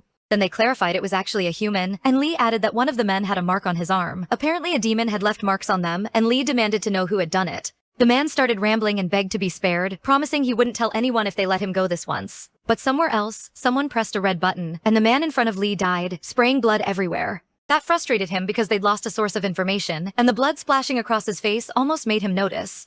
Back in the present at the clinic, Yeon tensed up when he heard about a demon leaving marks on its victims, thinking it had to be the demon of lust, Asmodeus. He hadn't known there were that many others in Korea besides them, and wondered how they knew about Aina and why they had approached her. Yubitan suggested they might have gone after her because of them. Maybe they wanted to use Aina as a hostage to warn them. Mu asked who these people were, and Lee said it didn't matter, they could just get rid of them. But for Yeon, the real issue was that they'd targeted Aina for it, and that was too dangerous. So everyone looked at Hyunjin. He was furious, thinking how much worse it could have been if Uberton and Lee hadn't gotten there in time. The room began to shake, and the lights flickered, leaving everyone stunned by his emotional state. He was so angry the lights shattered. That worried everyone because he was starting to destroy the whole room. Hyunjin only came back to himself when they shouted his name, and Uberton nervously pointed out that he'd made quite a scene. Glancing around, Hyunjin realized he'd broken and toppled all kinds of things in his outburst, which was really bad. Yeon knew the last time Hyunjin made a mess like this, the consequences were catastrophic. Uberton stepped over, picked up the photo, and handed it back to him, but Hyunjin set it aside and refocused on the discussion. For now, he said, they all needed to watch for anyone suspicious going near Aina, and not let themselves get distracted. The next day, Aina walked in confused when she saw everyone gathered there and asked what was going on. Mu just smiled and said they were strengthening their friendship, while Lee casually wished her good morning. Then she asked what happened to the guys from yesterday, and Lee told her their bodyguard handled them, and they ran off acting innocent, just to keep her from worrying. Then she asked Hyunjin how he planned to see patients with everyone crowding the place, and the doctor calmly said he'd postponed his appointments, completely unconcerned. So she shot back that he could have used that time to operate on her earlier, then shut herself in her room and left them outside. At her desk, she stretched, still sleepy, and decided coffee might wake her up. The moment she stepped out, Yu immediately asked where she was going, wondering why she needed coffee this early, which only confused her since it obviously wasn't night. He even stood up and offered to get it for her, but she said it was fine, even though Yu insisted on going along. By 3 in the afternoon, Aina was complaining because they were still in the room, making noise and eating those irritating chips. She even argued with Yoon, saying he could work in his own office instead of sitting there writing. She wanted to work, but they kept distracting her, and Yu replied that all she was doing was sitting at the computer, which annoyed her even more since that was literally her job. So all she could do was beg Hyunjin to stop it, but he only smiled and said he didn't mind, making her even angrier at the bunch of idiots. When Aina's shift finally ended, she hurried out, and Yu started offering her a ride. Everyone froze in surprise when they realized she'd rushed off because she'd dressed up for something. Naturally, Hyunjin ordered everyone to follow her, all the way to the train station. Ya was stunned that they were actually entering a packed station full of people, but they kept searching around, which made him curious since there were shops and buildings inside too. Lee even noticed a birthday photo display, and guessed it must be for someone special. Yan told them to stop gawking and focus on finding Aina in the station, though Ya thought that was impossible in a crowd like this. Then he heard Aina through her earphones telling someone she'd just left, and would take the subway because traffic was too heavy, so she didn't think she'd be late. A moment later, Yu shouted and pointed her out as she moved across the platform. They took off after her, but had no idea how to get through the subway gates until Hyunjin simply swiped a card like it was nothing, leaving them staring and asking where he'd gotten it. As Hyunjin went ahead, the others rushed to the machine to buy cards so they could follow. When they got down there, they were stunned by the massive crowd waiting to board. They quickly spotted Aina about to enter through one of the doors and ran so they could get on too. A little later, they managed to squeeze inside just before the doors shut, then watched Aina sit down, ready to track where she'd get off. Still, there was a problem, because Lee could feel everyone in the subway staring at them. Even with his face hidden behind a mask, there was no hiding the pheromones coming off Yoon. So at the next stop, they shoved him out, and Lee told him he'd text the address so he could make his own way there. They left him behind without mercy, and Yoon felt nearly betrayed by his own group. Back on the train, Lee relaxed a lot more, and Yoon praised him for handling it well, while Yubaton kept watching Aina from a distance. He warned them to be careful since there were people everywhere, but that only caused more trouble because his voice drew attention. Mu told him to be careful, then immediately tripped and grabbed a man's shoulder, earning an angry glare. Mu tried to explain it was an accident, but his touch itself was enough to enchant people, which only made things worse. At that point, Hyunjin warned that if anyone did anything else to attract attention, he'd kill them. He was that furious at their stupidity. A little later, they saw Aina getting off the subway and followed her out as evening started to fall. Yubiton called Yoon and said they were at a restaurant right in front of Station 0, telling him to meet them there. After the call, the demon spying on Aina wondered if the man she was meeting was trying to seduce her with food. Still, they were too far away to see his face clearly, so Yubiton asked if they should head inside too. Hyunjin said they should at least see the face of the person who'd been making her suffer all this time, so they went in. When Yoon finally got to the restaurant, he found the other demons at a nearby table and walked over. Asking about Aina, he quickly noticed they were all in strangely bad moods, and Lee tilted his head toward her, saying they'd expected better. Apparently, Aina had terrible taste in men because the guy she was with was nothing like they'd imagined. Yoon thought he seemed decent enough, and he definitely had a big appetite, but none of them felt he was good enough for Aina. He looked more like her uncle than a date, and he wasn't even funny, yet Aina kept laughing with him. Mu especially couldn't stand him, particularly because the man didn't even seem that interested in her. They were only discussing work and other generic topics. No one could believe this was supposed to be her boyfriend, it just didn't fit, until Hyunjin got up to leave and the others asked if they were really just going to walk away. Sarcastically, he asked what else they should do, follow them around. They'd already seen enough, so there was no point staying. So they left in frustration until, all of a sudden, the man asked about the breast surgery she was planning to have, making Hyunjin and everyone else stop cold. Instantly, all their attention snapped back to the conversation. The question made Aina hesitate and stammer, but the man kept pressing, saying that if she'd decided, she should do it now instead of waiting. That made Moo rise in irritation, and Lee looked ready to kill the guy for being so rude. Yoon stopped them, warning they couldn't just rush over like that, but then Hyunjin himself walked past them. Meanwhile, the man said they'd discussed this a while ago, and Aina stammered that she'd been researching it, but since it was a famous clinic, scheduling that kind of surgery wasn't easy overnight. Then, as she looked down, she noticed a cat at her feet and wondered why there was a cat inside the restaurant. The man just smiled and told her to think it over, saying it could be good for her, completely unaware Hyunjin was behind him, ready to hit him, while Aina was distracted and the other demons watched in tense silence. Then the man added that it would be better for the editor if clothes fit the model's body properly. The moment they heard the word model, Hyunjin and the others froze in surprise, finally realizing what the conversation was actually about. That was when Aina noticed all of them standing there and pointed at them, completely lost, while the man asked who they were. Once it was explained, the man laughed and realized they were her new co-workers. He introduced himself as the editor from the magazine Aina had been working with, and after showing his business card, they all understood it was true. Annoyed, Aina asked why they were so shocked that she was a model. It should have been obvious, then showed them her work photos. That stunned Mew, who'd been frozen the whole time. She explained that for now she mostly modeled for online shopping sites and only sometimes for magazines, but the editor smiled and said she didn't need to be modest because everything she modeled sold well. That was when Moo remembered Aina complaining earlier that they were too noisy while she was looking at photos on a website. He pointed out that she'd once said she'd go out with someone she liked, and she replied she'd only said that because she thought that was what they wanted to hear. Then she crossed her arms and demanded to know how all of them ended up there, leaving them nervously trying to explain, until the editor smiled and said there was no reason to be tense. Since they'd come all this way, they should sit and eat together. He reached out a hand and added that they could all make great models, which instantly created a tense scene inside Hyunjin's mind. Just before he did something reckless, he felt Aina's hand on his, agreeing that they should all sit down and eat together. She pulled him into the seat beside her. The editor mentioned the table only fit 4, so they should probably move somewhere bigger. Even in a cold sweat, Hyunjin joined them as they all sat down together to eat. There, the protagonist introduced each of them, explaining they were doctors from the clinic where she worked. Smiling, she also introduced the magazine editor she'd worked with for a long time. Moon noticed the editor actually seemed pretty nice when he smiled and said they all must live nearby. That caught Lee off guard, and he asked why he thought that. The man explained that only locals knew about that restaurant, then suggested they exchange phone numbers while they were already talking. Lee started getting irritated and answered rudely, but Uberton cut him off.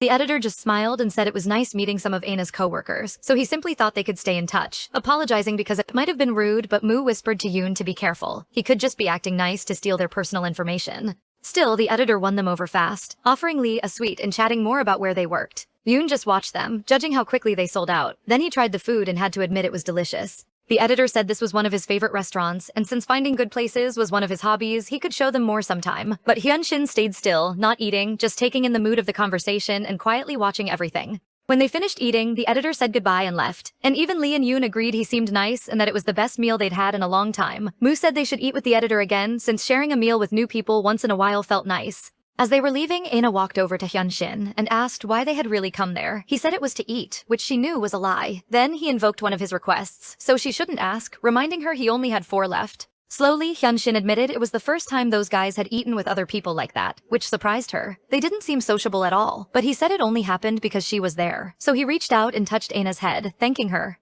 She blushed, stepped back and stuttered, but if he wanted to thank her, he should do a good job with her savagery later. Then she picked up her phone when she saw someone calling and froze the moment she heard Juhan's voice. He said he'd just gotten back to Korea, smiling because it was good to hear her voice again after so long. The next day, while Anna sat in her office, the demons quietly worried because she was acting strange. One of them even thought she might not be feeling well, but the pressure coming off Hyunshin startled him, so he went over and asked why Hyunshin was in a bad mood too, and whether something had happened between them the night before. The night before, when Anna got Juhan's call, she'd been surprised and asked when he got back. He said his plane had just landed, and she was the first person he called. Then he asked if she was outside. As she started answering, Hyunshin stepped closer and grabbed her wrist, catching her off guard. They stared at each other for a few seconds until Juhan asked what was going on because Aina had suddenly gone quiet. Hyunshin said he'd take her home now, which made Juhan ask if she was with someone. Aina stammered, pulled her wrist free, and denied being with anyone, insisting there was nothing to worry about. Since then, Hyunshin had been trying to remember where he'd heard Juhan's name until he realized Aina had mistaken him for Juhan when she was drunk. Meanwhile, Aina was browsing fashion websites, thinking Juhan had come back much earlier than usual, which made her wonder if he'd finished the job quickly. She even considered asking Hyunshin again if there were any openings in the surgery schedule, but though she needed to talk to him, she sighed because things were tense, and starting that conversation felt hard. Hearing that sigh, Moo whispered to Hyunshin, wondering why Aina looked like she was being forced into surgery, and asking about her connection to that supposed Juhan. As Hyunshin told Moo to leave because he was annoying, someone knocked on the clinic door to say it was almost time for surgery. It was a nurse, explaining she'd sent a message but the doctor never answered, so Hyunshin said he was coming. He stood from his desk and told Moo to go to his office, then glanced back toward Aina's room. They had held hands the day before, so as he headed out, he hoped she'd be okay that day. Then he went into surgery. While operating, he instructed the nurses to start separating the chest tissue from the muscles, and one said she'd make the incision. Then suddenly, Hyunshin felt something was wrong. His hands were trembling, which was a serious problem because Aina's effects didn't seem to be working. There was no sign things would get better anytime soon in that state, so he told the nurse to bring Aina immediately. A little later, Aina came to see him, and he told her not to come in, just stay right there by the door. She looked around and asked if the operating room was really that dark because she couldn't even tell where he was.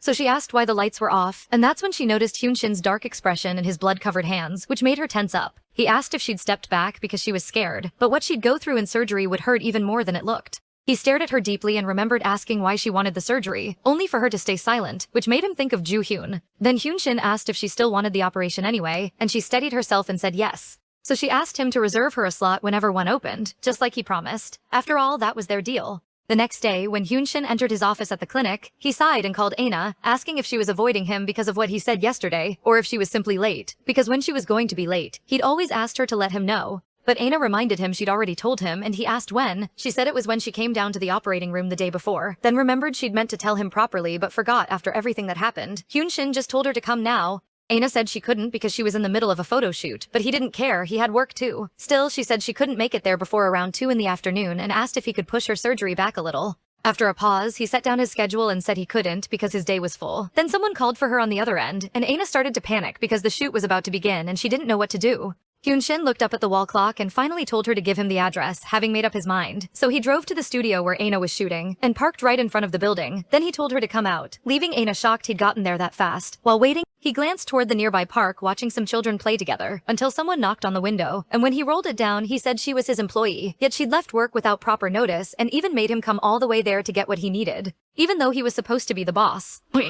At this point, she was getting a little arrogant, but when Hyunshin looked at Aina, he was caught off guard and asked about her clothes, and she said it was her outfit for the photo shoot. He also noticed she'd changed her hair, and she said she had only straightened it a little, smiling as she asked if it suited her. After a moment, Hyunshin said it looked strange and she looked much better before, making her sigh. Then she said she felt bad for wasting his time, so she should hurry and say what she needed. Then, getting an idea, she asked if he wanted to come upstairs and look around the set. So they went up to the location, where several people were talking and working under lights with cameras and edits. A man in glasses turned and yelled at 2 models for being distracted and not getting ready. Then he heard noise somewhere else and got annoyed again. Someone explained that one of Ina's colleagues had come to see the set, and he was so handsome it was hard to believe. Meanwhile, Hyunshin was surrounded by people praising his looks, asking if he was a model too. He was furious after Ina got dragged off to finish her makeup, leaving him alone while she was forced away. Then a woman reached up to touch his face, and even though Hyunshin pushed her hand away, she stared with dark eyes and said his skin was flawless and his eyes looked like jewels. That only made him more tense, sweating under the flood of attention. Ina finally stepped in and grabbed the girl's hand when she tried to touch him again. She scolded them, saying they couldn't crowd someone and touch him without permission. It was rude.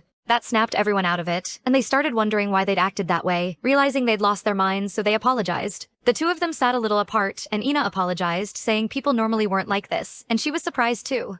Hyunshin said it was fine, until a guy came over to tell Ina the main models still hadn't arrived, so they'd shoot her first. She agreed and got to her feet, saying she didn't know if it made up for earlier, but since Hyunshin was here, he should stay and watch her work. With that, she went to start the shoot, and Hyunshin watched as the session began. He was almost shocked he hadn't known she could make expressions like that, and she was better than he'd expected. The photographer told her to go bolder, to look as arrogant and confident as possible, praising her because she was doing well. The longer she posed and shifted through expressions Hyunshin had never seen on her before, the more impressed he became. Then a voice spoke from behind him, saying she was incredible, always talented and hardworking, though he hadn't known she was sociable too. When Hyunshin turned toward the man, a dark aura settled around him as he listened to the man say Ina had made quite an extraordinary friend, and that he'd known what Hyunshin was the moment he entered the set. To him, it was obvious Hyunshin was a Lucifer, and he smiled, saying it was the second one he'd ever seen. But he recognized him right away. The hand holding his drink trembled, and even while staring into Hyunshin's deep eyes, he could feel the pressure rolling off him. Jun asked if he wanted coffee, even though he'd already taken a sip, then mocked him, saying maybe he didn't drink what commoners did. He asked how Hyunshin had met Ina, since he didn't seem to be her boyfriend, maybe just a friend or something. Two demons had already shown up around Ina recently, and Hyunshin suspected Joo-hyun was the one who attacked her near the hospital before. Now Joo-hyun figured he knew all of her friends, so Hyunshin suggested he could be her boyfriend. That made Joo-hyun laugh and say even a Lucifer could be cute sometimes. It was obvious he wasn't her type, which irritated Hyunshin. He told him to keep talking and see how far he could go. The force of his presence made Joo-hyun feel the whole atmosphere shift as Hyunshin locked onto him. He didn't even have the strength to lift a hand. That was a Lucifer's power. Meanwhile, the director thanked Ina for her work since they finished early, and she thanked him back. Hyunshin commented that if Joo-hyun wasn't intimidated even after learning he was a Lucifer, someone had to be protecting him. That made him step closer, saying there were only 6 Lucifers, and he'd never seen Joo-hyun among the first-class ones. He leaned in near the back of his ear while Joo-hyun still fought to control his trembling. Then someone called out to Joo-hyun and he realized he could move again, so he covered his neck, wondering if Hyunshin had seen what was there. When Ina walked over, she smiled, surprised they already knew each other, even though she'd been about to introduce Hyunshin. She explained they'd met by coincidence, which clearly didn't please him, but she cut him off to introduce Joo-hyun. That made Hyunshin widen his eyes when he realized who he was. The guy smiled and praised the protagonist for doing so well, making her blush because she felt she hadn't done her best. He stepped closer and brushed her hair back from her ear, then complimented her beauty. That made her smile broadly. While they talked, Hyunshin kept staring at Joo-hyun, realizing he had to be the one Ina liked from the start. Not just a human, but a demon. Meanwhile, Joo-hyun offered Ina his drink so she could cool off after the shoot. Ignoring Hyunshin's fury, Joo-hyun smiled and kept talking to Ina, suggesting they have dinner together since it had been so long. She stammered, but Joo-hyun went on, saying he was finally with her in Korea and only wanted a meal with her, just the two of them. Soon, Hyunshin understood what he was planning. A demon's seduction didn't work on Ina, so her answer would be entirely her own. Ina glanced at Hyunshin, then finally said she'd meet Joo-hyun later at the hospital. She walked past him with Joo-hyun smiling triumphantly, and he whispered goodbye to Lucifer, saying they would definitely meet again, which left Hyunshin furious. The two headed to Joo-hyun's car and he guided Ina there, saying he'd made a reservation but it might get crowded so they should go early. Even with his excitement, the protagonist wasn't happy. She looked back at Hyunshin, yet Joo-hyun had made the whole trip just for her. Joo-hyun noticed her distraction, so she apologized and said they should leave dinner for another time. Then she turned around, rejecting his invitation. She ran out of the garage and back toward the building, while Joo-hyun only watched in silence. Meanwhile, Hyunshin kept thinking he was sure he'd seen something behind Joo-hyun's ear, 2 X-shaped tattoos. The nobler a demon was, the less likely they were to bear marks. So those 2 crosses behind his ear had to mean he struggled to control his desires, making him clearly a low-class demon. Hyunshin sighed, realizing she'd been caught by the worst kind, then jumped when Ina's voice behind him asked who he meant. Looking back, he wondered when she'd gotten there. He hadn't heard her at all, and asked why she'd come back.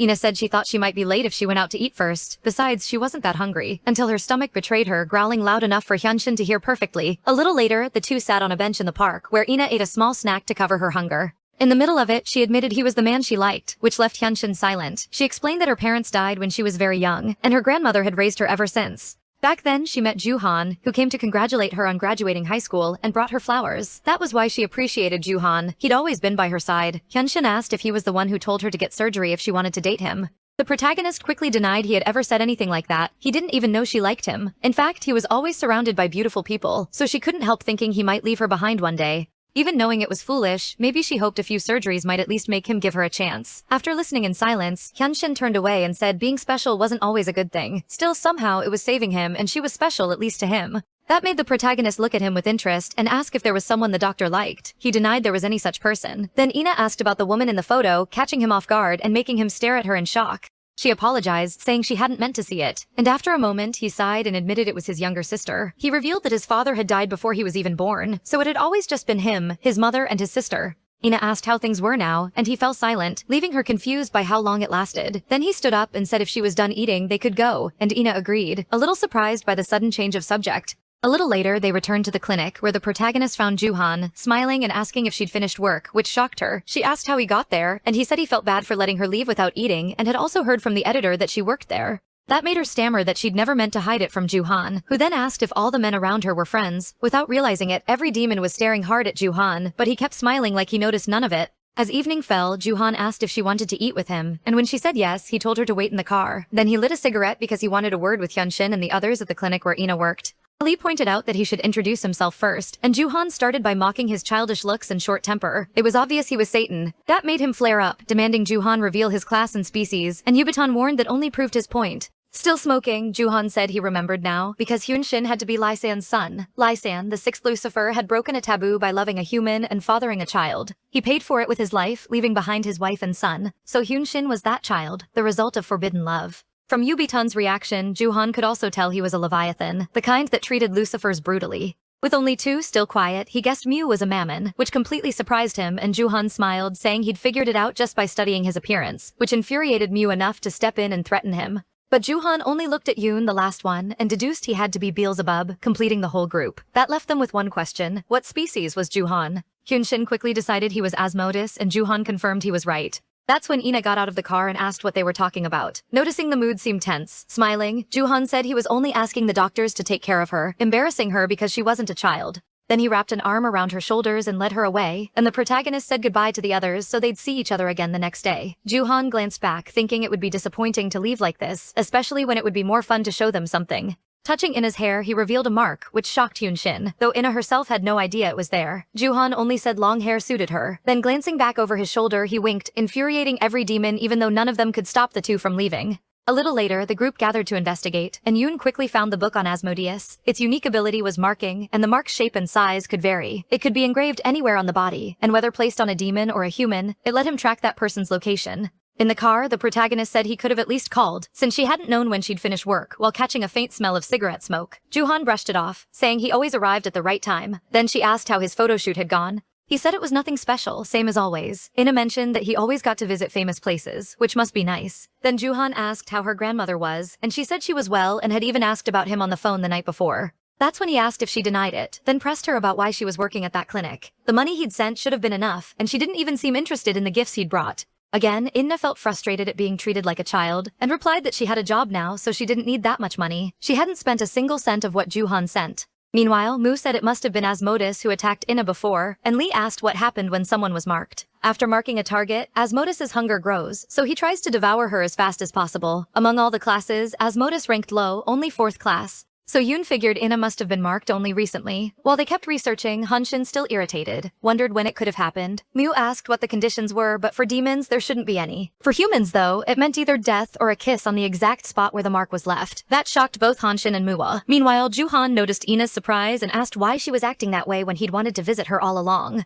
Then he suggested they have dinner and go to her house to spend more time together. That instantly reminded Ina of all the times she had asked him out, only for him to refuse because he was always busy. Seeing her reaction, Juhan asked what was wrong. Did she not want to go? She quickly denied it and said she was just surprised. While they talked, a phone started vibrating with a call from Yoon, but there was still no answer. Even so, he kept calling as they drove, all of them worried about her. Mu cursed himself for forgetting about Juhan. With that suspiciously seductive face, he should have at least guessed he was a demon. Lee kept asking if they were close, growing more anxious in the car until Mu got a notification from a black-haired woman named Yolche, which immediately relieved him because staying close to someone high class could be useful someday. In her messages, she said she'd found 4 houses and was checking them all, so Lee owed her an hour for helping him. That surprised Mua, and he told the others Juhan had 4 houses in his name they could trace. Dinner was ending, and they had to get moving, not just for Ina but also for Hyunshin, who had vanished after their last talk and left everyone worried when he suddenly ran off. Still on the call from another car, Yoon said he'd send each of them an address to check and told them to call if they found Ina, so they could somehow track down Hyunshin too. With one address left to search, Mu said they'd have to guess which house was the real one.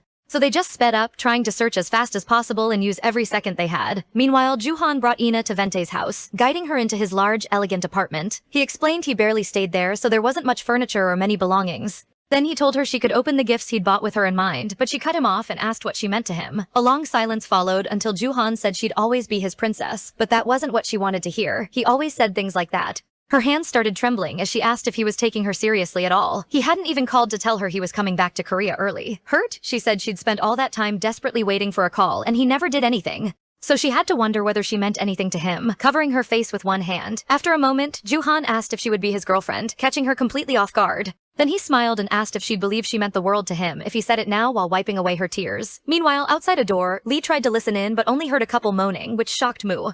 He was too worried to keep waiting there, and before he could punch the door, Lee reminded him he had that other ability to open doors. Mu said he could only use it if he could see what he was dealing with. Lee called him useless, but Mu snapped that they should just break the door down. Lee argued they had to do this properly. If it was only Ina inside, barging in would be risky. Seeing the logic, Mu, despite being furious, agreed they should at least confirm what was inside first. Though it wasn't easy, Lee suggested another way and led them up to the building's roof. Without hesitating, Lee went right over the edge. Using his ability to walk on walls, something any demon could do regardless of species or class, Mu sighed that he hated getting his clothes dirty, but when Lee told him to hurry, the two started walking down the building to the level of the 25th floor. From there, they dropped onto the balcony and heard noises coming from inside. At that point, Mu used his powers to pull the curtain open, and both he and Juhan saw each other, though Juhan was holding a woman in his arms. The woman turned and screamed, asking who they were, and Mu was stunned because she wasn't even Ina. Ignoring that, Juhan stood up and casually said they were his friends, which confused her even more. Lee was irritated because they definitely weren't friends, but Juhan just smiled and said they'd have to continue later. The woman stormed out, angry and not understanding why she'd been invited there at all.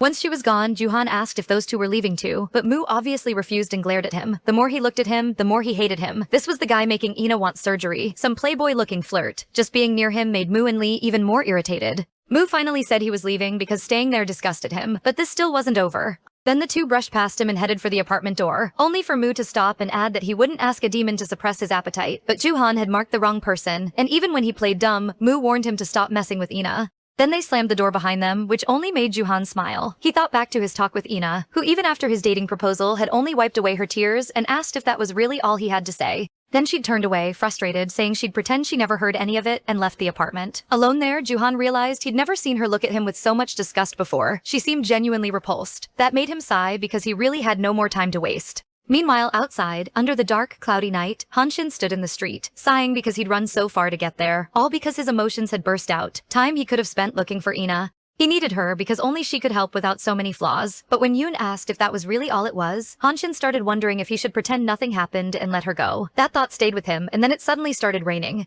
People complained as they ran off, unable to understand how the forecast had changed so drastically in seconds, but Hanshin stayed where he was, thinking that if he didn't let Ina go now, something might happen. Then Ina herself appeared out of nowhere, holding out an umbrella. He turned and shouted, asking why she was there, and she said she'd forgotten something at the hospital and had gone back to the clinic building. Ina asked what he was doing alone in the rain and offered to take him to her car, and after a pause, he agreed. The two walked together beneath the umbrella, and then Hanshin asked if she wasn't supposed to be with Juhan. A heavy silence followed. She didn't answer. So Hanshin told her to get in first because he'd take her home, but she grabbed his arm and forced a smile, asking if he'd like to go out for a drink with her. So they went to Ina's house, where she explained that he probably wouldn't enjoy drinking at a bar, and this would be more comfortable. Looking around, he asked if she really lived there, and she said yes, it was the right size for one person. Hanshin actually thought it was small, and when she asked if he wanted anything to drink, he said he still had to go home. Even so, she brought out 2 glasses, and before long they were toasting and sharing food. It didn't take long for Ina to get drunk, while Hanshin quietly watched her drink. Then he suddenly took the glass from her hand, surprising her, and drank from it, saying she was drinking alone when she'd said they'd drink together. Ina watched him drink from her glass and asked if he knew what unrequited love felt like, feeling like she was the only one who cared, spiraling into anxiety and everything else. She thought maybe it was because she lost her parents so young, but she was always afraid the people she cared about would leave her and that maybe she shouldn't expect so much from others. As she talked, she started to sway, and Hanshin moved closer so she wouldn't hit her head on the table, only to realize she'd slumped over and started crying. All he could say was that he understood how she felt. Meanwhile, Yoon was waiting for the others to arrive, and it wasn't long before Mu and Lee came running over because they'd apparently found Ina. Even though they were shouting, Yoon motioned for silence. He showed them inside her apartment, where she had fallen asleep. When they got closer, they saw Yubiton lying beside her too, which stood out because it had been a while since he'd used his ability. That power let him control imagination, in other words, other people's dreams. It was powerful and preyed on human fear, but it had limits. He also had to be asleep to use it, which meant he might not wake up on his own. If that happened, only Lucifer, the creator of Leviathan, could interfere with the unconscious. Mu asked how long he'd been asleep, 5 minutes, maybe 10, and was shocked to hear it had been 40. Beside them, Hyunshin just watched the two lying there until he told Yubiton to wake up, and Yubiton instantly did. Sitting up, he asked how long he'd been out, and they told him it had been almost an hour. Even so, he said he'd handled it, and Ina wouldn't have nightmares about what happened that day. Hearing that, Hyunshin praised him for handling it well. Then he told him to get some rest. At the same time, he motioned for Mu to come with him. The two left the protagonist's room and headed to Juhan's, where he calmly remarked that he was getting a lot of unexpected visitors. He asked if they'd come to help him finish what they'd interrupted earlier, but Mu didn't play nice. He raised a hand and slammed Juhan's armchair straight into the wall to intimidate him, cracking it with the impact. Johan turned back around, hiding his cold sweat as he muttered that it was expensive, then watched as Hyunjin restored the chair to its place, suggesting he could repeat that as many times as he wanted. It startled Johan because it was the first time he'd seen Lucifer's ability to materialize imagination. He'd only heard before that Hyunjin could create or erase anything with a thought, powers useful enough to make anyone popular. Smiling, Johan asked if that was how he got Inna, but Mu instantly pinned him to the wall, crushing his head with one hand and warning him never to say her name like that, especially after claiming this wasn't over. Moo demanded to know how a loser like him had hired someone to chase Ina like that, but Johan only looked confused. Moo kept going, saying nobody liked obsessive men. Johan shot back that Moo looked like the obsessed one. Beside them, Hyunjin explained that his power could create anything he imagined, but it could destroy too. It had limits, but within them he could do nearly anything he pictured, including destroying Johan's heart so fast he wouldn't have time to regenerate. Johan stiffened and grabbed his chest. His heartbeat felt ready to burst. He dropped to his knees as Hyunjin warned him never to touch Ina again if he wanted his life spared for now. But Johan said he still wouldn't listen, because Hyunjin couldn't understand him. Hyunjin told him to go satisfy his hunger somewhere else. With the mark feeding on humans, his kind could fulfill anyone's lust. As an Asmodeus, controlling himself might be difficult. Suddenly Johan started coughing and clutching his chest, and Mew asked if Hyunjin really meant to kill him. After all, before they'd come to his apartment, Yubatan had warned him personally not to. Johan's heart seemed seconds from exploding, then finally settled, leaving him gasping with relief, still kneeling and coughing. Even so, he told them to just take his life already. His daily life was getting boring anyway, so maybe it was better to end it all at once. He even smiled faintly and told them to go all the way. Hyunjin answered only that he shouldn't push him because Johan wasn't alive by his choice. Then the two demons left the apartment and Johan alone.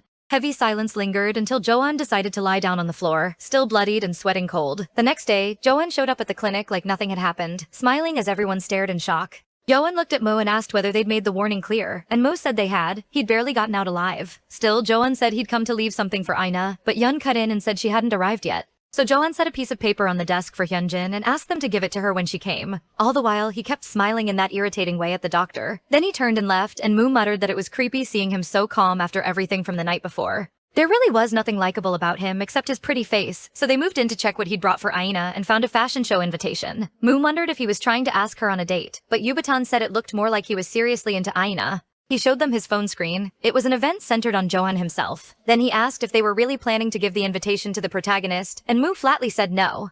It was obvious Johan was trying to lure her in. Leaving it there for everyone to see was just meant to provoke them. Yubatan added that he'd invite her anyway. Moo refused to accept that, insisting they obviously shouldn't give it to Aina, and asked Hyunjin if he agreed. When the protagonist arrived, Hyunjin handed her the invitation and said a certain person had left it for her. She frowned as soon as she saw it, realizing Johan had come by, and thinking it would be awkward to see him after what happened. She just thanked him for holding on to it. But that wasn't all. Hyunjin also gave her some medicine, explaining she'd had quite a bit to drink the night before, so he'd bought it for her. That made her grateful. Time passed until the fashion show finally arrived, and Aina watched the other models perform while cameras flashed everywhere. As she watched, Johan surprised her by walking over and saying she should have called when she arrived. She turned and saw he was already dressed for the day's show, so she complimented him, saying the outfit looked amazing. She added that she'd love to go on stage dressed like that someday too, which made him smile before saying he wanted to ask her something. He started asking if she was free after the show, but a loud noise cut him off. Both of them looked over in surprise and realized the commotion felt very familiar. All the demons had shown up for the fashion show too, hoping they'd finally come to the right place, even though they thought they should have followed the map.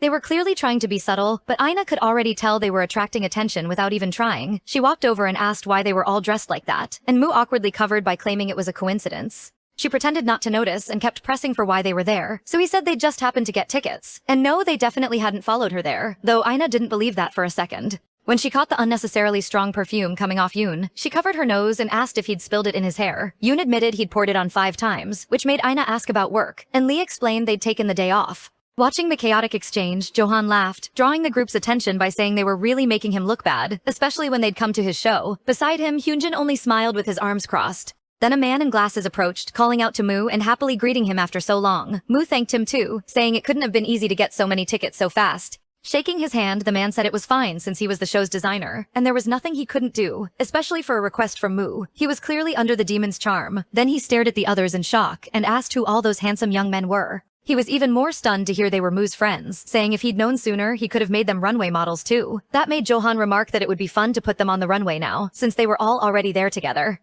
The suggestion made all of them shout in shock at the thought of going on stage. Moo immediately challenged the idea, asking why they should do that and whether Johan had completely lost it, since exposing themselves like that would be a huge problem.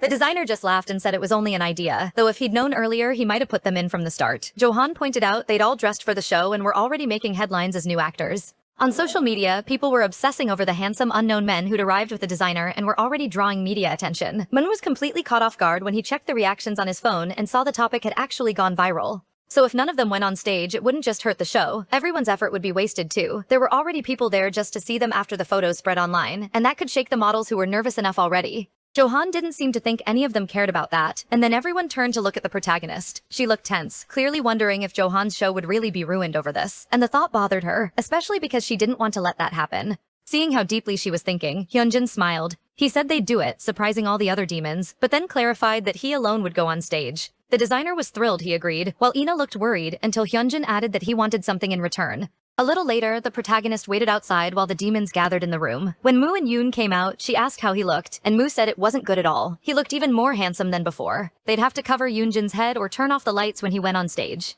There was no way they could leave him exposed like that. While they were saying that, the protagonist asked why he'd decided to do it, and everyone knew he'd only done it for Ina. But instead of admitting that, Moo just stammered that he didn't know, and told them to find their seats and wait. Johan kept thinking about Hyunjin, wondering if he was really okay with this. A little later, everyone was seated, and the crowd was already anxious and excited to see Kang Johan. He appeared so fast they couldn't even catch his face, while people kept talking about the new model from the tabloids. Then the lights came up and the show began, leaving all the demons watching with quiet nerves. Even Yubitan had his hands clenched. Next to him, Anna touched his arm and reassured him that everything would be fine, which made Yubitan look deeply into her eyes. Earlier in the waiting room, Maro had asked why Hyunjin decided to go through with the show. Hyunjin replied that he'd give Inir a chance to owe him one. There was no reason to reject the offer. That caught everyone off guard, but it was obvious he'd become the center of attention the second he stepped on stage, and Yubitan said so outright. Once the show began, everyone knew one mistake could ruin it. If anyone managed to meet his eyes, the whole show would collapse. Even so, Hyunjin stepped onto the stage beneath the spotlight, captivating everyone as he walked past. He kept his gaze fixed straight ahead, never letting it waver, because he'd already promised he wouldn't let everything be destroyed because of him.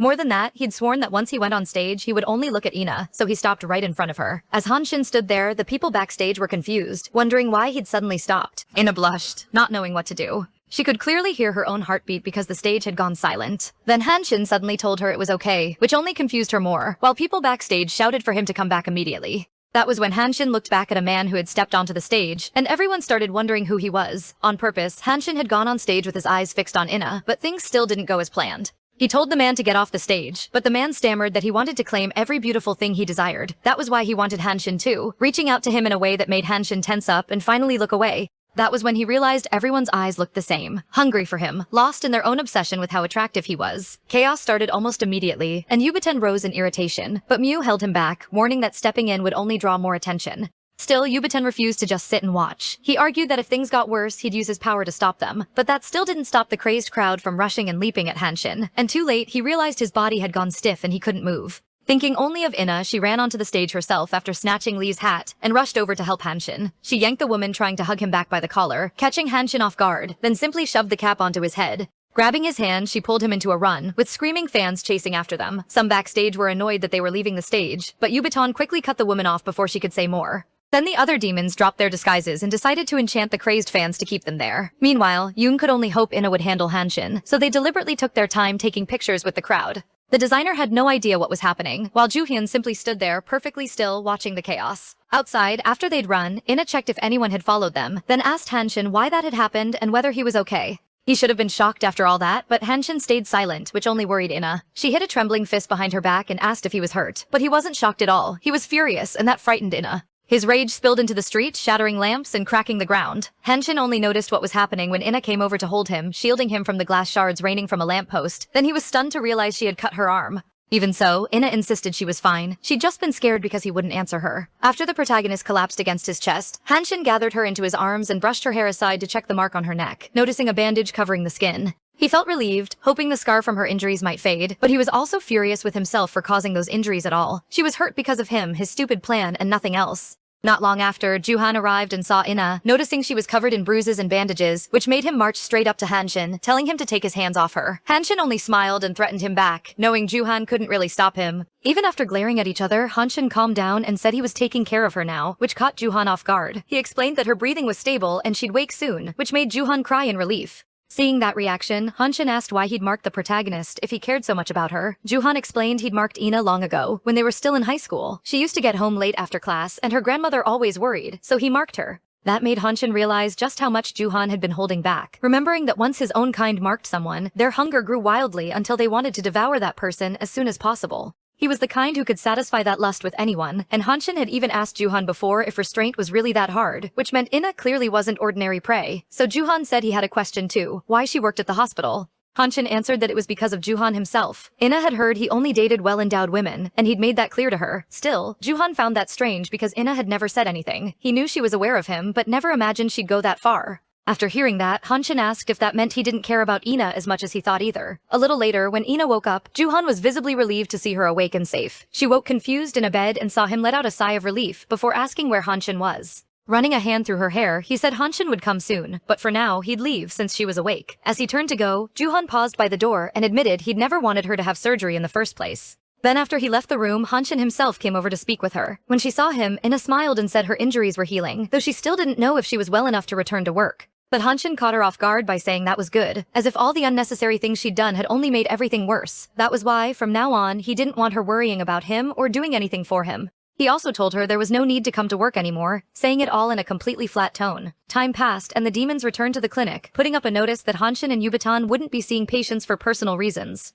Alone in the room, Moo Yoon and Lee talked, wondering where Hanshin was since he seemed to be staying home and not answering calls. Apparently Ina had also told them she'd be taking time off work. They understood those two, but Yubitan hadn't gone home since the day before, so they had no idea where he'd gone. Moo muttered that he was too old to run away from home, and Lee was annoyed because the worry kept him from focusing on his game. Meanwhile, in the elevator on the way up, a blonde woman arrived with two other women. The receptionist stood and asked if she had an appointment. The woman only smiled, realizing this was where they worked. Back in the break room, Moo warned the others not to cause more trouble while the other two were gone. Lee complained that he was exhausted. At reception, the woman asked when Ina would be back, but the receptionist didn't know. The noise outside quickly caught the demon's attention. Then the three red-eyed women stormed into the clinic room, leaving the demons baffled. Meanwhile, at home, the protagonist sat on social media, scrolling through messages as everyone asked about her, and said they wanted to see her. Unfortunately, Hanshin still hadn't contacted her. She kept remembering all the times he'd asked her out, and it hurt because he hadn't replied to her messages for 5 days, acting like a stranger and keeping distance between them. She'd thought they were closer than before, but now she started wondering if she'd been wrong. She couldn't understand that sudden decision and wanted to hear the reason straight from Hanshin himself.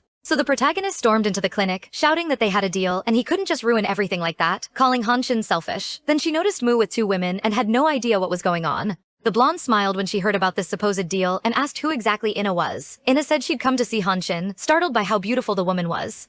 Still smiling, the blonde stepped closer and asked why she'd come to see him, reaching toward Ina's face as she asked her name. Before she could touch her, Moo and Yoon stepped in to stop her. Moo said that if she'd done what she came for, she should leave now, catching the protagonist completely off guard when he called the woman mother. The blonde looked at Ina, then laughed. Turning away, she said she believed she'd made everything clear this time and would leave the rest in their hands. The green-haired woman added that they should let Yubetan know she'd stopped by the clinic. As they left, Ina asked who they were, and Yoon explained that was Yubetan and Mew's mother. Beside him, Mew yelled at the black-haired woman, asking if she wasn't leaving too, and she crossed her arms, saying she couldn't go until everything was settled. This was Boyan of the Mammon species, and Mew quickly shut her up. Covering her mouth with his hand, he whispered that she should come back later, which only annoyed her as she pulled away, complaining she had nowhere else to go. That made Moo ask where she planned to stay, thinking she'd lost her mind when she said his house. While they argued, the protagonist asked Yun where Hanshin was, and he awkwardly admitted Hanshin hadn't shown up to work in a while. Meanwhile, Hanshin was at home, thinking back to his conversation with Juhan, who had asked what Ina meant to him. Juhan said he'd known her for a long time and had seen everything, even the times she made mistakes.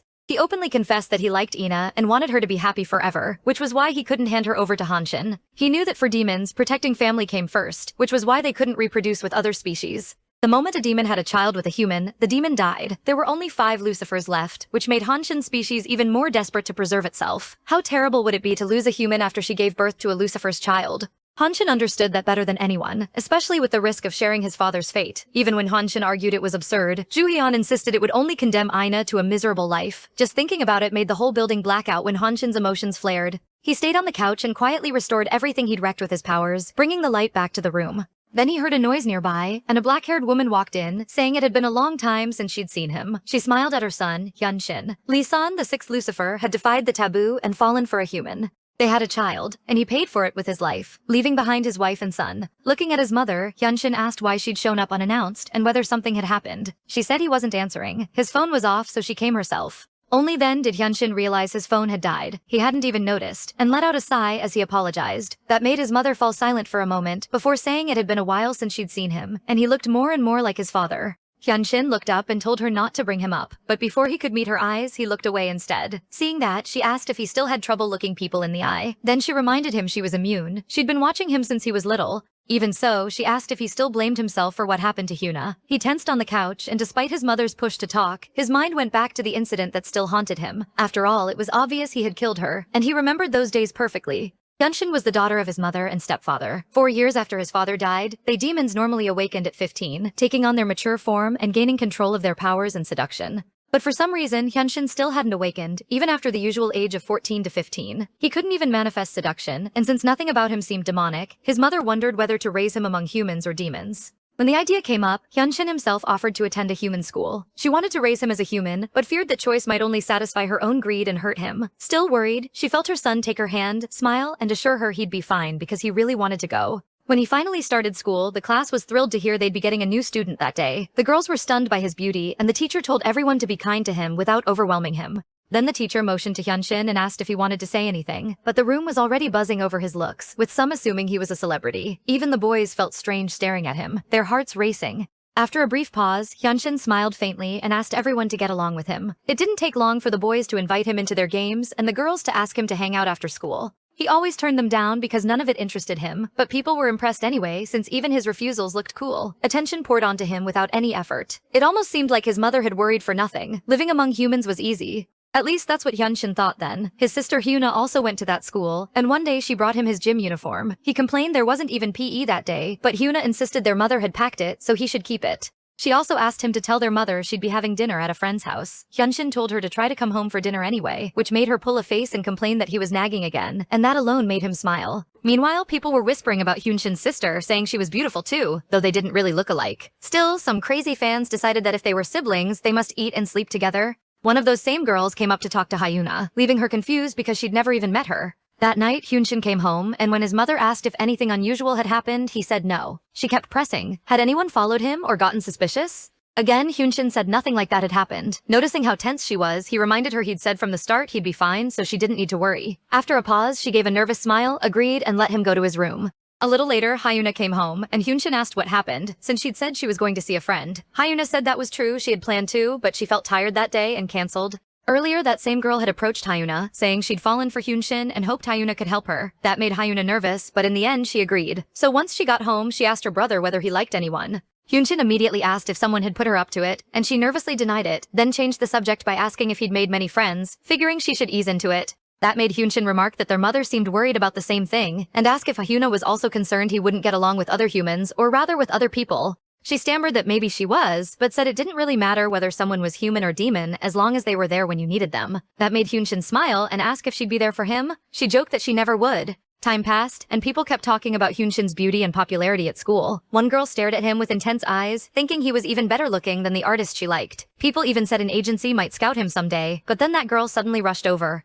Wearing a strange smile, she grabbed his arm. The spell broke when another girl yanked her back, shouting that she'd lost her mind. The boys beside Hyunshin said she had to be crazy to act like that, and she quickly apologized, clearly shaken, saying she didn't know what had come over her, which worried Hyunshin because this had never happened before. Later, people were even surprised to see him without his uniform jacket, and he said he'd thrown it away because it was contaminated. At that, his mother noticed he seemed a little taller than usual, though she thought she might be imagining it. Without turning, Hyunshin said she was. That made her ask whether anything unusual had happened that day, and he hesitated before saying no, nothing unusual had happened. But even as time passed, Hyunshin could still see the mark on his arm where she'd grabbed him. While he was lost in thought, he got a call from Hyuna and answered. He reminded her not to come home too late since dinner would be soon, but Hyunshin told him to come to school right now because she was there. That surprised him. She didn't even have any activities keeping her at school. Then Hyunshin heard soft breathing on the other end and asked whether he really needed to come. Hyunshin said she was asking, not forcing him, which only made him tense up and ask who was with her. The moment he heard the name Joa, he ran from home to the school, remembering the rumors that she was a total weirdo, always staring at people in a deeply unsettling way. When he reached the school, he saw a notice saying only authorized personnel were allowed because the rooftop railing was under maintenance. Even so, the higher he climbed, the worse his feeling got. When he arrived, Hyuna smiled because he'd gotten there sooner than she expected. But before she could lead him to the roof, Hyuna shoved her back by the shoulders and told her to go home, draping his jacket over her while insisting they leave right now, even when she asked him to wait. He ignored every mention of Joa. As they started down, Hyuna asked him to at least hear her out, but Hyunshin refused while hurrying her down the stairs and asking why she wanted him to meet that girl so badly. After hesitating, Hyuna admitted she was worried that someday when she and their mother were gone, he'd be left all alone in the world. She wasn't trying to force him to like Joa, just asking him to give her one chance. That made Hyunshin sigh, worn down by her insistence. So the two of them went back up to the rooftop where Hyuna called out for Joa, wondering if she'd already gone down the stairs. Hyunshin remembered the place was under construction and wondered why Joa had picked somewhere like this. Even so, he warned Hyuna not to get too close to the railing because it was dangerous. Then a blood-curdling scream rang out and Hyunshin shouted at Hyuna to get away from there immediately. But she didn't understand and never saw Joa smiling behind her, so she couldn't react in time to Hyunshin's warning. The moment she was shoved off the roof, she only managed to cry out her brother's name as she fell from that height. Hyunshin ran to catch her, but he couldn't reach her because she was falling too fast, so he jumped too, desperate to save her. But his hand still couldn't reach his sister in time, and she hit the ground. Hyunshin crashed down as well, slamming into the ground but somehow surviving, blood running from his head. He couldn't move his legs, all he could do was scream in rage and agony over losing his sister. Time passed until Hyuna's funeral, where all her classmates were in tears along with their mother, broken by the loss. Meanwhile, Hyunshin remained in the hospital, still haunted by the sight of his sister's death. And the person who came to visit him later was Joa herself, carrying flowers and smiling. Rage exploded in him. He got up and slammed Joa against the door, one hand at her throat, demanding to know why she'd done that, and she stammered that he only ever smiled at Hyuna and gave her all his attention. Staring at her, Hansin saw something in her eyes, a possessiveness that felt anything but human. Joa swore she'd never forgive it. That's why she meant to kill every bastard closer to him than she was. Faced with that terrifying resolve, Hanshin let go of the girl's neck and she dropped to the floor coughing from the chokehold. Then he realized what happened to his sister was entirely his fault, and Joa proved it with the way she looked at him, saying she desperately wanted Hanshin's eyes. The longer she stared, the more they seemed like a lake or some rare jewel. But right in front of her, a bizarre bloody figure appeared and it terrified Joa. She bolted from the room in panic, screaming that there was a monster, rushing past a confused nurse who had no idea what caused the commotion. Later, when he met his mother, he admitted she was right. He never should have tried to get along with humans at all. He hated people who crossed their limits to help others and those who risked their lives for love. Still, Hanshin thought maybe he could keep Ina by his side because she was different in so many ways. But he was the one who pushed her away, cursing himself because demons, in the end, belong to their own world. Even now, nothing had changed, and when he thought about that, Hanshin instinctively pulled away from his mother's touch. Even as she held his hand, trying to deny that way of thinking, he said that even after 20 years, he still hadn't awakened. A man had even analyzed him and said he still seemed trapped in a boy's body, which was remarkable. Watching his mother, he could only assume his birth hadn't been legitimate. Anyway, they accepted Hanshin's enrollment because of what had happened to his sister in high school. Until his awakening came, controlling his abilities would be difficult, making life in the human world even harder. The new school had many kinds of demons, so adapting to the demon world should be easier there. With that decided, the man started showing them the rooms, not noticing two boys secretly listening to the conversation. As soon as they left the classroom, the boys ran, realizing they'd be caught if they stayed. Still, the man stretched out an arm when Hanshin's mother said she couldn't accompany them this time, leaving her confused. He explained it was only advice. She shouldn't visit her son at school or in the dorms anymore, because that place was full of hungry demons. From the way he leaned in to say it, it was obvious the man was one of them, but Hanshin quickly told him to back off. Without even meeting his eyes, the man felt the pressure coming off him and got scared, stepping back and apologizing for overstepping. He was stunned that Hanshin hadn't even awakened yet, was already strong enough to intimidate him, truly Lee Sun's son. Because of that, his mother worried about leaving him alone, but he said it was his own choice and the right thing for both of them. So without even turning around, he told her to take care of herself, ignoring the hand she reached out with. Even though she saw he never looked back once, she wished she'd stopped him then just to say one thing. Since she couldn't back then, now she held his hand and told him Hai's death wasn't his fault, her eyes filled with tears. After seeing her husband leave, his mother thought Hanshin would do the same. They were too alike. Why get so attached to someone who would only leave in the end? That was the thought she turned on herself. Deep down, she carried some resentment. Just looking at her son hurt. Back then, Hanshin told her he'd found a school for demons like him, and she started lying to herself, trying to believe that keeping him with her hurt Hanshin more than it hurt her. So she let him leave and enter the school, not realizing how much she would cry afterward. But now, holding her son's hand, she admitted she simply hadn't been strong enough to keep him beside her. They talked a little longer, then his mother got up to leave, since she'd only meant to stop by briefly. Hanshin asked if she didn't want to stay longer, but she just smothered it with a soft insistence that it was fine, and said he didn't need to walk her out, so he only told her to take care. Then she added that he didn't always have to hold himself back so much, before closing the door and leaving him alone in the apartment. Alone again, he sat down to think, and later realized he'd gotten a message from Yoon saying Ina was looking for him. After that, he decided to head out and drove through the streets until he spotted the protagonist rushing out of a building. He jumped out of the car and called for Ina, telling her to wait. He had no idea what was going on. Catching her wrist, he asked her to stop because he needed to check something with her, then saw she'd turned around crying with her phone pressed to her ear. Hanshin was caught off guard, but Ina said she was in a hurry and had to go right now. Panicked because she couldn't find a taxi, she said they'd have to talk later. He still told her to calm down and speak slowly, asking what had happened. His concern made her hesitate, but finally she started talking about her grandmother, who had collapsed. Wiping her tears, she stammered that her grandmother still needed tests, but might have to undergo surgery. That left her terrified something might happen to her grandmother, and seeing how shaken and fragile the protagonist was, he asked which hospital she was at. When she said Songlun Hospital in Guangzhou, he turned and told her to get in the car. Ina clutched her phone to her chest, trembling as she admitted she was really scared, so she asked him to hold her hand. That made Hanshin think maybe he had been holding back too much all this time, when what he wanted was right in front of him. So he reached out and held Ina's hand just like she asked, then asked if she needed anything else. A little later, they were on the road, Hanshin driving while Ina rested under his jacket. Even then, he never let go of her hand, staying focused while he drove and picked up speed to get there fast. It wasn't long before Ina reached the hospital, still worried about her grandmother, and found her lying in bed. A doctor came over and asked if she was the guardian, then brought her to his office to talk. He asked whether her grandmother had suffered a myocardial infarction before, and Ina said yes. Then he showed her that the artery had narrowed again where the stent was previously inserted, so she'd likely need another stent surgery. That made Ina even more anxious because her grandmother was so old, but the doctor said surgeries were much safer now, so there was no need to worry. The nurse would explain the details, and they could wait outside the office. After leaving, Ina went back to her grandmother's room and held her hand, clearly worried and sad. Beside her, Hanshin told her to at least go wash her face. Her grandmother might faint if she woke up and saw her granddaughter looking like that. Ina realized she was still crying, wiped her tears with her hand, and stood up. She hurried off, saying she'd be right back, leaving Hanshin alone in the room with her grandmother. Standing beside the bed, he could hear her heartbeat, so he moved closer and touched Ina's grandmother. A little later, when the protagonist came back, she found a commotion in the room, with doctors and nurses in shock, barely able to do anything but apologize. Ina's grandmother was awake and sitting beside Hanshin as the doctor bowed and apologized. The new scan showed her arteries were completely normal, they'd never seen anything like it, and were genuinely stunned. So they were discharging Ina's grandmother immediately, and the elderly woman herself looked surprised as she looked at her granddaughter. Ina ran over and hugged her grandmother with tears in her eyes, making the older woman ask in concern what was wrong. Seeing things calm down and her grandmother safe, Hanshin finally smiled in relief. A little later, he was driving again, asking why Ina hadn't stayed longer with her grandmother. She smiled and said her grandmother kept shooing her away, insisting she was fine and didn't want her worrying so much. Besides, the protagonist hadn't properly thanked Hanshin yet. It was generous enough that he gave her a ride, but more than that, he stayed with her, helped her grandmother get discharged, and drove her home once everything was settled. He probably hadn't even wanted to stay that long, but she still thanked him for helping. Hanshin asked what she meant by that. Was she saying he seemed like the kind of person who'd help even when he didn't want to? That caught her off guard, and wanting to know why he had really helped, she held his gaze for a moment until Hanshin started to answer, but then he sensed a presence and looked away, startled. He noticed a red car speeding up hard behind them, even pulling a dangerous overtake. The driver was a young man with light hair and a piercing, forcing Hanshin to hit the brakes. Then Ina shouted to Hanshin about his left, and he saw another car beside them, this one black. It slammed into the side of his car, forcing him to stop trapped between both vehicles in the middle of the road. When Ina came to, blood on her face, the first thing she saw was Hanshin frantic, covered in blood on his head and body.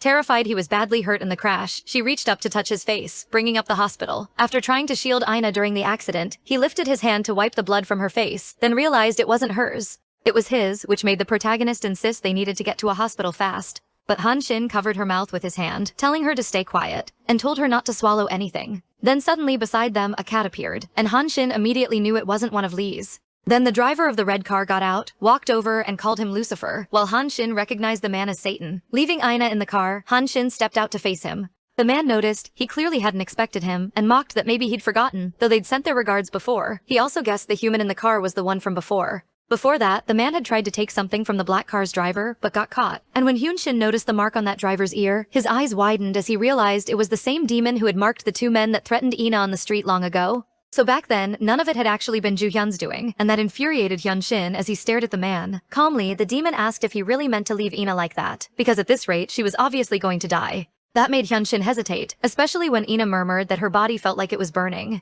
The other demon remarked that she really had drunk Lucifer's blood. Her stained lips made that obvious. Hyunshin moved closer to speak to Inta, while the man outside said he was only stopping by to say hello, then waved goodbye, leaving Hyunshin desperate as he sped off in his car. But then he was caught off guard when a white car slammed into his. He yelled in anger, demanding to know what was going on. Even then, he kept speeding away, which only frustrated Ju-hyun more. He shouted for Hyunshin and Inta to get into his car immediately. Later, they took Inta to the hospital, where she lay resting in bed with several red marks across her body. Ju-hyun realized she was in an unusual place, and only then checked her message about her grandmother, figuring out he'd found them by chance on the way. Hyunshin said he had noticed too late, and asked if that was because of the mark Ja-hyun had left on Inta. Ja-hyun hesitated, then said that didn't matter right now. What mattered was that she recovered, and Hyunshin should know how to make that happen. Meanwhile, Yun was driving fast with Ma and the others, pushing the car as hard as he could, but Ma still snapped at him to get out of the seat so he could use his powers to clear the cars ahead. That only annoyed Yun, who said it would make the chaos even worse and told him to sit down. In the back, the black-haired woman said she was thirsty, making Yun ask why Ma had brought her along. Ma said he had no idea what she'd do if he left her alone at his house, and even after he told her to leave, she refused.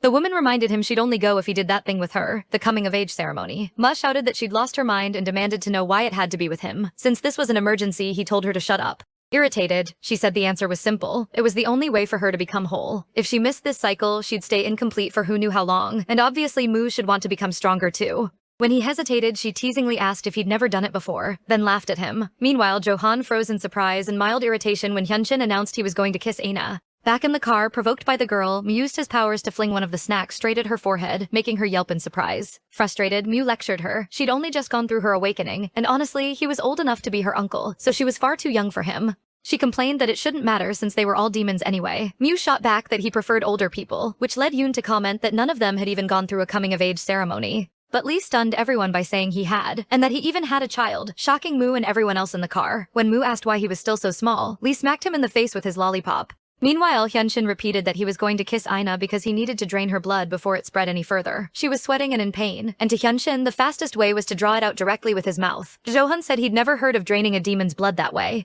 Even so, Hyunjin replied that he knew the body's resilience came from its nature, always trying to return to its original state. He planned to use that to pull the blood back out of her body. If it failed, he'd find some other way to save her no matter what. Taking off his jacket and rolling up his sleeves, Hyunjin said that if Johan was just going to stand there, he could at least guard the door. Then he walked past him, but Johan asked how Hyunjin could stay so calm even in this. Johan faltered but still asked him to save Aina no matter what. Hyunjin told Aina she should have listened more carefully to Johan's voice, so now she needed to find a way to heal herself. A demon's blood was a deadly toxin to humans, and Lucifer's blood was especially lethal to anyone who swallowed it. A demon book even described how to detoxify humans who ingested demon blood. So there was no time to waste. That was why Hyunjin was determined to kiss Aina. Leaning over her, he said if she didn't want this, she should wake up and stop him now. Then he leaned in and kissed her, which slowly made the red marks on Aina's body fade and disappear. Her heartbeat started returning to normal, and her body gave slight spasms as the minutes passed. Sometime later, Yoon and the others burst into the room, worried about Aina, and rushed over to check on her. Yoon noticed their clothes were soaked in blood, yet Aina's face looked fine despite it.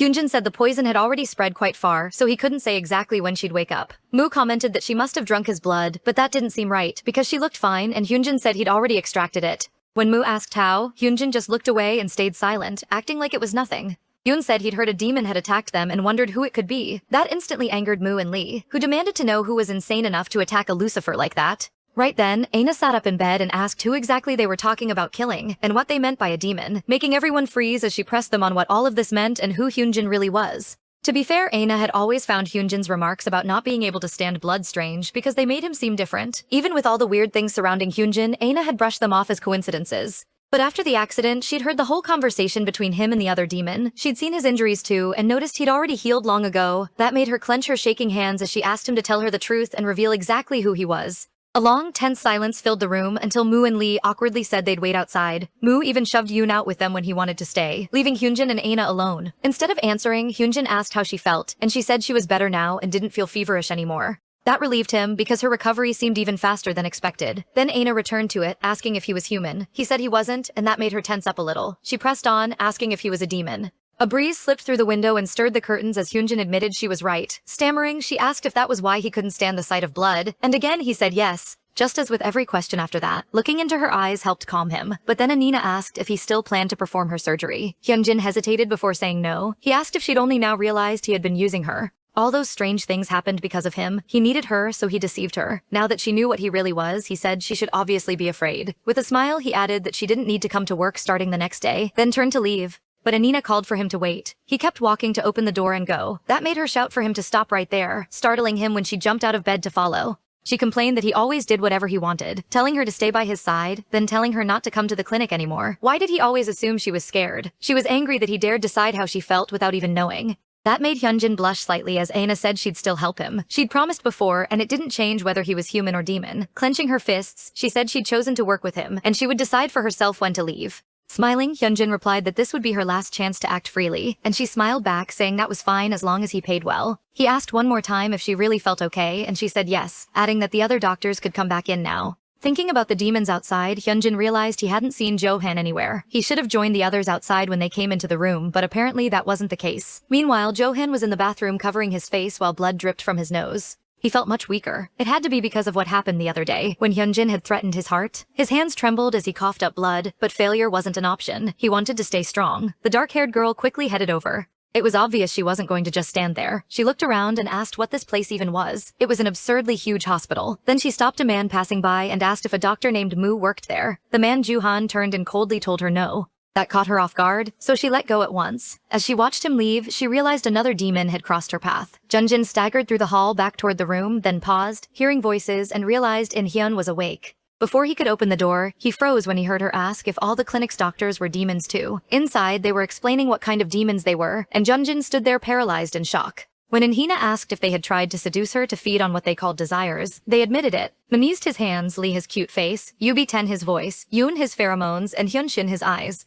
When Inhina looked at Hyunshin, she blushed, glanced away, and wondered why even his lips were affecting her like that. The demons explained that they had tried to seduce her at the hospital, but none of their powers worked on her at all. Mu then asked if Inhidi was really okay hearing all this, whether she felt scared, uneasy, or anything like that. Slowly, she said she was shocked and still trying to process everything, but their powers hadn't worked on her anyway. Deep down, she didn't think demons were that big a deal, which caught all of them off guard and irritated Mu a little. So he used his power to lift Inhar right off the bed. She stammered for him to put her down, while he teased her for still thinking demons were nothing special. Laughing, he said he'd lower her only if she asked nicely. Once he set her back on the bed, she asked what that was, and they explained that it was one of a demon's abilities, in a Mammon's case, telekinesis. That prompted Lee to mention he could speak with spirits, and he proved it by talking to a cat that suddenly appeared at the window. The cat leaped into Ahara's lap after Lee spoke to it, and she looked genuinely impressed. Then she asked what Hyunshin could do, but he looked away and said he'd tell her later. That made her blush again and look away as she asked if they were all the demons from outside. They said yes, at least in Korea, since they couldn't know about every demon who had left. Then Lee remembered there was one more, and Juhan froze outside, afraid they were about to expose him.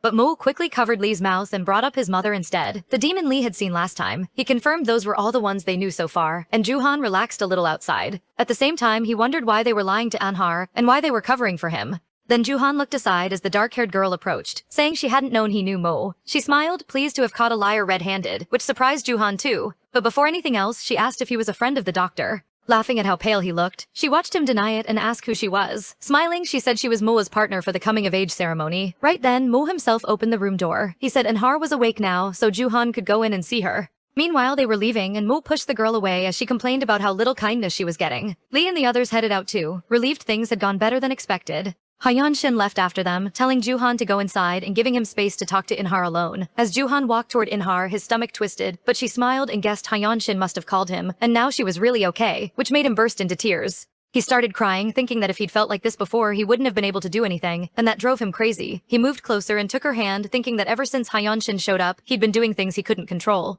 Through his tears, Juhan stuttered out an apology, and Inhar asked why, saying it had just been an accident, so she told him not to cry. She smiled as he kept sobbing even while she sat up, looking completely fine now. Later, back at the clinic, the demons still hadn't found any information on the man who caused the accident. That was worrying because he was a Satan, and Lee was frustrated, ready to find out which family he belonged to. The last attacker had been an Asmodai, so this clearly wasn't the work of just one person. Luckily, Inha said she'd stay away from the clinic that day and take a few hours off. Yoon then guessed that with this many demons involved, Lucifer himself might be intervening. Lee froze at that, stammering at the thought of Lucifer targeting Hyunshin. Yoon had no real answer. It could be a struggle for supremacy, but for now that was only speculation. Yoon replied that they wouldn't know until they checked for themselves, so they should start snooping around and find out either way, especially since the others had already invaded their territory like this. Yoon Han disagreed, saying that thanks to a certain someone causing chaos at the fashion show, they were starting to trend on social media. At least that place still hadn't been discovered. Yoon complained that this whole mess only happened because it had been Yoon Han's idea. Yoon didn't think any of it was good because their location was exposed and they still knew nothing about who they were up against. He agreed it had been smart not to call Anha in that day since she needed time to rest. But Hyunshin disagreed. There were already photos of her leaving with them, so it was safer if she stayed close. So he told Yoon to pick her up and bring her to the clinic the next day, and Yoon reluctantly agreed. There was no telling when they'd move again or what they'd do next. Things were clearly getting more complicated for Hyunshin. Meanwhile, Yoon was running through the streets wondering why this was happening to her. After ducking into hiding and stopping to catch her breath, she reminded herself she'd only gone back to the hospital to retrieve something she'd forgotten. Then several people recognized her from photos online and started chasing her, forcing her to run from Hyunshin's crazed fans who were still obsessed with him after everything. She hadn't even realized Hyunshin's seduction could draw in this many people. For now, she decided to wait outside until the fans finally dispersed, but then a voice suddenly called out to her. Startled, she looked around and saw a tall, hooded man beside her asking if she was Ju Ayana. Ayana froze. The man had silver hair and red eyes, and after noticing the mark already left on her neck, he let out a sigh. Then he held out a hand, saying they could examine things more closely after taking her away. Ayana couldn't do anything when he grabbed her, threw her over his shoulder and left. Back at the clinic, Hyunshin suddenly tensed and told Juhan to check Aina's location right away. An hour earlier, he had sensed she was home and she should still have been there. Then he jolted when Juhan blurted out that she was very close to a hospital, surprising everyone. Aina had been heading toward a hospital, then suddenly changed direction and went elsewhere, but she wasn't going home. Yoon told him to calm down. They didn't know anything had happened yet, so they should call her first. But Hyun-shin was already running out, telling Joo-han to lead the way, and Lee and the others followed. Yoon sighed, wondering where Yoo Batan had gone when they needed him most. Even though the other girl wanted to come too, Miyu shoved her back and told her to stay there, keep quiet, and not even think about going anywhere else. She complained that the house was empty and she could at least stay with them, but he called her crazy again and said he'd never leave her alone in the house. So he warned her not to cause trouble while they were away from the clinic, pointed at her and slammed the door. With a sigh, she was left alone in the office, feeling like an abandoned dog. Meanwhile, Enna was taken to a remote church, where a purple mark had been left on her neck. Voices urged each other to hurry because Enna was already marked. It had to be because one of them was an Asmodeus. The work was making them hungry, but another voice said they could eat after they finished. Then Enna slowly opened her eyes and saw the hooded man Young-ho, an Asmodeus, and Sang-min, a Beelzebub. Enna's hands were tied with rope, and she sat on the ground in that isolated place. Sang-min crouched beside her and touched the mark on her neck, apologizing because he'd told them to bring her carefully. He smiled and said it must have hurt a lot, and she nervously stammered that it was okay, but she wanted to know where she was and who they were. At that, Sang-min reminded her that she'd been attacked by a robber before and had recently been in a car accident, then revealed they were behind both. Enna was left bewildered, and Sang-min went on saying someone had interfered with them the first time and the second, so they brought her there instead, but Enna still couldn't follow what he was saying. That made Sang-min note that the bruise on her neck didn't seem to be fading, and though he wasn't sure, he wanted to report it. He picked up a knife and told her to stay still or she'd get hurt, terrifying Enna as he cut her leg and made her scream in pain. She was horrified that Sang-min had really done it, sending agony through her whole body. That told Sang-min she wasn't healing, while Enna could only wonder what they wanted from her. With that result, Sang-min said they were done there and could take her away. But before that, Young-ho wanted to satisfy his hunger. He stepped closer and grabbed the protagonist by the chin. She was still terrified, now fully aware he wasn't human. He was another demon. As if reading her mind, he agreed and asked to enjoy his meal. Meanwhile, Hyun-shin and the other demons were all being blocked from moving forward, while the lesser demons froze in fear. Only Hyun-shin managed to ask Shi-won, the Lucifer, what he was doing there. Shi-won answered that he'd come to kill Inabug, in case she still hadn't awakened. At that same moment, just as Sang-min had expected, her power started showing itself through her red eyes. As Enna's power awakened, Shi-won and Hyun-shin faced off with power far beyond what the other demons could comprehend. Shi-won said he'd always wanted to meet Lisan's son, while Yoon stood there stunned, shaken by a Lucifer's power. It was terrifying. A little earlier, with Joo-han leading them, they ran in fear to the place where the protagonist had been taken. Then they realized they'd been caught in a Lucifer ability called reality manipulation, which amazed Yoon. He could barely believe Shi-won could create an entirely new space at will. With one look, it already seemed bigger than the building they'd entered. Yoon and Lee had very limited powers, and Joo-han's ability wasn't suited for combat at all. Even so, they were up against a Lucifer and a Mammon attacking together. What stood out was how different two Lucifer's powers could be. Shi-won then remarked that this Mammon apparently hadn't even gone through his coming-of-age ritual yet, mocking Mu because he wouldn't be able to touch him. Then, right beside him, Joo-han attacked Shi-won. That made Shi-won smile at his nerve. Though even Mu was startled by how impulsive it was, Joo-han just told the Lucifer to get out of his way right now. 12 years earlier, Joo-han had been abandoned, sitting on the ground in heavy snow, until an old lady found him. He asked what she was staring at, and she started to walk away but then stopped and murmured that she had an empty room. That small kindness was how Aina's grandmother took Joo-han in.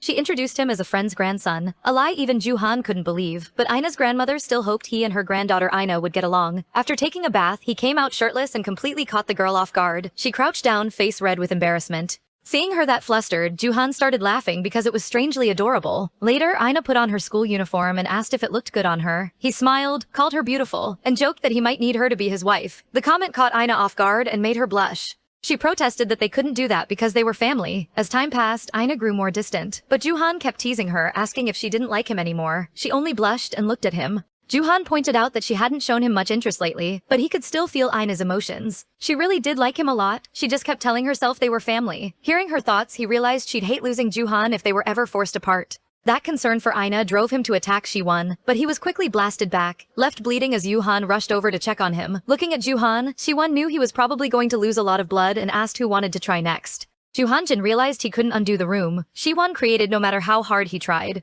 More precisely, every time he erased one room, another was waiting behind it, like endless layers, as if Shi-won kept making new rooms while fighting Mu and Yoo-han. Since there was no end to it, he decided they needed another way through. Then everyone was startled when an image appeared on the wall, and Shi-won smiled when he saw that Aini was alive. More than that, just as he'd imagined, she really was a demon. After moving through the space into the room where the demons were, she wondered if she was supposed to have powers like the others, but couldn't understand how that was possible. Then Si-won approached and showed her a photo of a woman with red hair, asking if she knew that woman. His eyes widened when he realized it was her mother, which also drew Hyun-jin's attention, especially when Si-won burned the photo. He said they'd all heard of the Thousand-Year War, one of the only wars in all of Hell's history. A mixed species was born from a human and the first Lucifer, and they were so powerful every other demon feared them. So, under cover of the war, they were exterminated. That war lasted 1,000 years until Lucifer sacrificed his life to end it, stopping the extermination of an entire species at the heart of the conflict. That species was Belphegor. Mu asked why he was telling them this now. So Shiwon continued, saying she was the last Belphegor and had taken refuge in the human world. After hunting her for years, they finally found her, only to learn she wasn't alone. Then he looked at Ina and revealed that the Belphegor had joined with a human and given birth to a child, laying out the truth.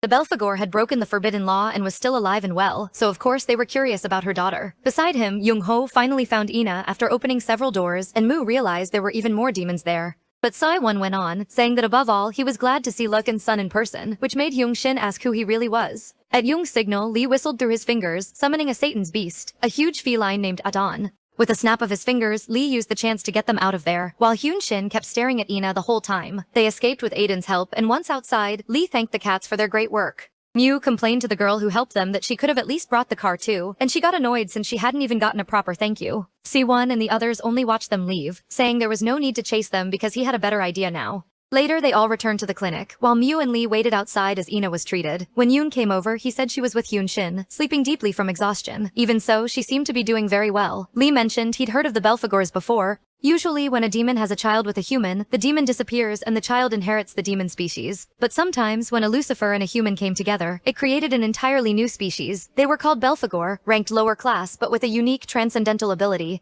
So while other demons mocked them as half-breeds, deep down they feared them, and Mu wanted to know what that transcendental ability was. Yoon explained that it was a defensive power, the ability to eliminate anyone who made contact with them.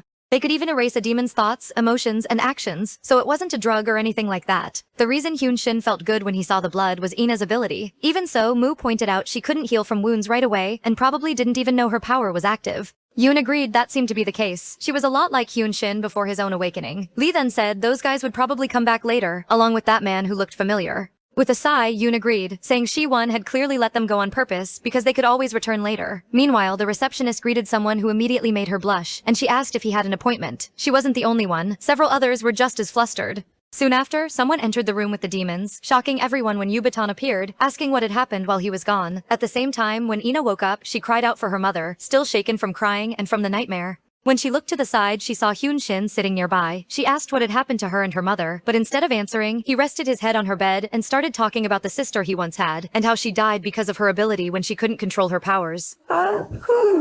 Even though he too was the child of a demon and a human, he had been raised by an ordinary human, just like the protagonist. So she asked what would happen to her now, and Hyun-shin told her nothing had changed and nothing would. She had always been special to him and always would be. That's why he'd protect her no matter what, as long as she didn't run away. She agreed and promised him. Then Hyun-shin said she should stay at his place from now on, which left her stunned. Though he said it would only be temporary, she nervously replied that she didn't even have clothes to change into. Smiling, he used the chance to explain his ability. He could materialize anything she wanted. She was caught off guard when he created not just clothes but beauty products, a console, and makeup too, telling her all she had to do was say the word. Still surprised, she listened as Hyun-shin added that he could also hold her hand whenever she wanted, and he reached his hand out. That made her blush, and she reached out to take it, asking if she could hold him for just a moment. Meanwhile, back at home, Joo-hun sat on his bed and realized the pain was gone. A moment later, he remembered Ina and ran out, bumping into Mu, who said he'd been sleeping so deeply they almost thought he was dead. Joo-hun had ignored him, grabbed his collar and shouted, asking where Ina was. Mu sighed. He'd saved his life, and that was the first thing he heard after he woke up. Joo-hun could at least show some gratitude, but Mu still explained that she was fine now. That made Joo-hyun let go, trembling as he thanked him because she wasn't hurt, which drew a sigh from Mihu who was there with the other demons. Then they asked if he had always known Ina was a child of Belphegor, which meant she carried that blood too. That made Joo-hyun go still, eyes widening as he asked where she was. They said she was probably with Han-shin, and he immediately stammered that those two shouldn't be near each other. The other demons were caught off guard. His reaction seemed way too intense for that reveal. One day before Beaton stopped showing up at the hospital, someone surprised him with an unexpected order that they should go celebrate his coming-of-age ritual. Beaton couldn't hide his surprise and let out a simple "what?" It was Hyun-shin, who explained that the family would soon send someone to conduct the ritual, so he should go and take care of it right away. But Beaton hesitated, worried. He didn't want to leave Hyun-shin's side at this moment. Hyun-shin, however, was practical, saying that if that was the case, he should just come back as soon as he finished. Beaton falls silent, thoughtful. Realizing he has no other choice, he bows and promises he won't take long. Returning to the present, we see Beaton now looking a bit different, entering Hyun-shin's office in a rush. Who, upon seeing him, comments that he looks different. Beaton asks where Ina is, and Hyun-shin, with an indifferent look, asks who he's talking about. Beaton freezes hearing this. Damn it, he curses mentally, remembering the explanation Yushin gave earlier when he found out what Ina was. He explained that Belphegor was considered the lowest class among demons, but by carrying the blood of a Lucifer, she had a unique and powerful ability, and when close to a Lucifer, that ability only grew stronger. That's why the Lucifers didn't willingly get involved during the Thousand-Year War. If they were right that Ina hadn't reached her awakening yet, then there was no way to know how far her abilities could go. While Beaton recalled Juhan's explanation, we see Ina and Hyunshin earlier that day acting cutely with each other, until out of nowhere, Hyunshin turns to Ina and asks, "Who the hell are you?" Beaton leaves Hyunshin's office, worried, and notices Ina sitting in one of the armchairs. She looks sad, so he approaches slowly, reminding her who he is. "Dr. Yu? Dr. Park doesn't remember who I am. Is this related somehow to demon stuff?" she says with a tearful voice. Beaton believes she would blame herself if she found out that the cause of all this is her own unique ability, so he wonders to himself whether he should help her. He starts to answer, but she cuts him off saying it's alright because she promised she would always be by his side. Her eyes fill with tears and she doesn't finish her sentence. Beaton tries to comfort her by gently stroking her head. The scene cuts to Hyunshin's office, where he's sitting with a slightly bored face. However, he recognizes Moyeon, Jaeyoon, and Jungwon, but looking at Ina, he just says he doesn't know who she is. Ina feels a pang in her chest hearing this, but tries to convince herself it's okay. And with that, Yoon concludes that Hyunshin's memories are intact, and only fail from the moment he met Ina. It's already late and they decide to deal with it the next day, so everyone starts to leave, except who will take Ina home. Hyunshin doesn't want to take her since he doesn't remember her, so he and one of the guys start arguing about it, until Ina raises her voice demanding that she will go with Hyunshin. The scene cuts to the two entering Hyunshin's apartment. Ina stops at the entrance waiting and looks at Hyunshin. Not understanding, he asks why she isn't coming in.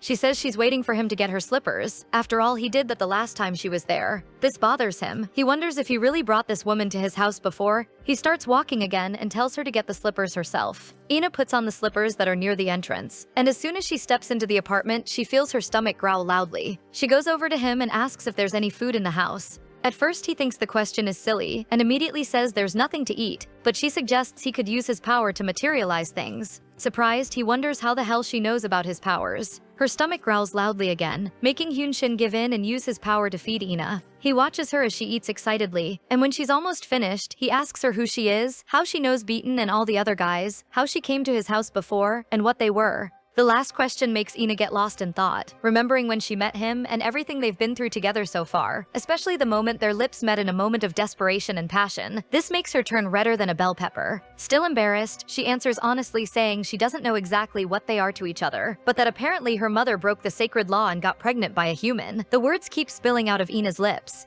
She continues explaining that because of this, she's a Belphegor species demon, and that when she's near him, he feels good seeing blood. Maybe that's exactly why she's there. Hyunshin becomes thoughtful after hearing this. He gets up and leaves, just telling her to stay there. In another room, he calls someone to confirm what she just said, and the person on the other end confirms it's all true. That in fact a Lucifer is chasing her because of this. And that this Lucifer even seemed to know Hyunshin himself, calling him Lizant's son. That he doesn't seem like he'll give up capturing Ina anytime soon. Hyunshin stays silent for a second after hearing everything from someone he trusts, then hangs up the phone and returns to the living room. As he approaches, he sees Ina wiping tears from her face. He asks if she was crying, and she, hiding her face, says she wasn't. In a serious tone, he asks if she knows how to use her own abilities. Remembering the outburst she had, she answers no, and that, to be honest, she doesn't remember what she did or how she did it. Hearing this, Hyunshin concludes that she hasn't awakened yet. He explains that Belphegors possess a unique ability called defeasance. In other words, an ability that nullifies anyone she comes into contact with, including their actions, thoughts, and emotions. With a dark look, he asks if, before losing her memories, she happened to touch him. Surprised at what she just heard, she answers that they held hands. And then Ina understands everything. She breaks down in tears, blaming herself for having done this to him, and even more for having been upset with him for forgetting her, when actually she was the one responsible. Hyunshin watches the woman in front of him fall apart in tears, and despite his cold look, something inside him is bothered. He feels a little sad seeing her suffer. Instinctively, he reaches his hand toward her to comfort her, but stops mid-gesture and regains his serious posture. Then he tells her not to cry. After all, it's not her fault. He chose to hold her hand. What she needs now is to learn to control her ability instead of crying over something that already happened. Once she manages to control her abilities, she'll be able to touch him or hold his hand as much as she wants. Ina feels strangely comforted by him, and with a smile on her face, she stops crying and agrees. The scene cuts to the two of them on the building's rooftop. Hyunshin holds Ina at the edge, saying he's going to let her go. Ina looks at him clearly scared, asking what the hell they are doing. In a serious tone, he answers that this is the fastest way for her to learn, He repeats that he's going to let her go, and she grabs onto his neck tightly, asking him to wait. And if my ability doesn't manifest in time? Ina asks worriedly. He answers that unique abilities are rooted in consciousness, so once she's fully conscious of her ability, whether stable or not, she'll soon be able to control it. That's why he says she should think, and hold on to the will to survive as much as she can. Ina looks down, sees the height, and whimpers that she won't be able to do it. But Hyunshin assures her he won't let her die. With a somewhat tender look, he asks if she doesn't trust him. She looks into his eyes, closes her eyes and shakes her head, affirming that she trusts him. Hyunshin then lets her go. Ina starts to fall. She's scared, but tries to focus. Out of nowhere, Hyunshin hears Ina's voice in his mind calling for him and feels a tightness in his chest. He leans over to look for her and sees nothing. She's not there, which means Ina appears standing behind Hyunshin, surprised that his plan actually worked. The next day, a notice is issued at the plastic surgery clinic informing that Dr. Park will be unavailable for a while for personal reasons, which leaves some patients quite annoyed. Jae-yoon is at the office doing part of the work Hyunshin should be doing while the two talk on the phone. He asks if Hyunshin's memory has returned, but he says not yet. Yoon comments that if that's the case, then he still doesn't remember who Ina is. Hyunshin ponders as he watches her, and starts to ask if maybe but gives up mid-sentence and asks Yoon to forget what he said. Jao-hyun asks how Ina's training is going, and Hyunshin says perfectly well. After all, he's the one training her. Hyun says he's relieved to hear that, and adds that this means she'll be back to work soon. Hyunshin hangs up on him. Ina asked for a quick snack, but Hyunshin prepared a full banquet for her. She looks excited and mouth-watering at everything in front of her. Meanwhile, Hyunshin watches her and notices that she still shows some human traits and wonders if she didn't fully inherit demon powers. Belphegor, what other unexpected surprises has she left for us? He wonders mentally. After this, he puts on his coat, grabs his car keys, and asks Ina to stay home and not go out.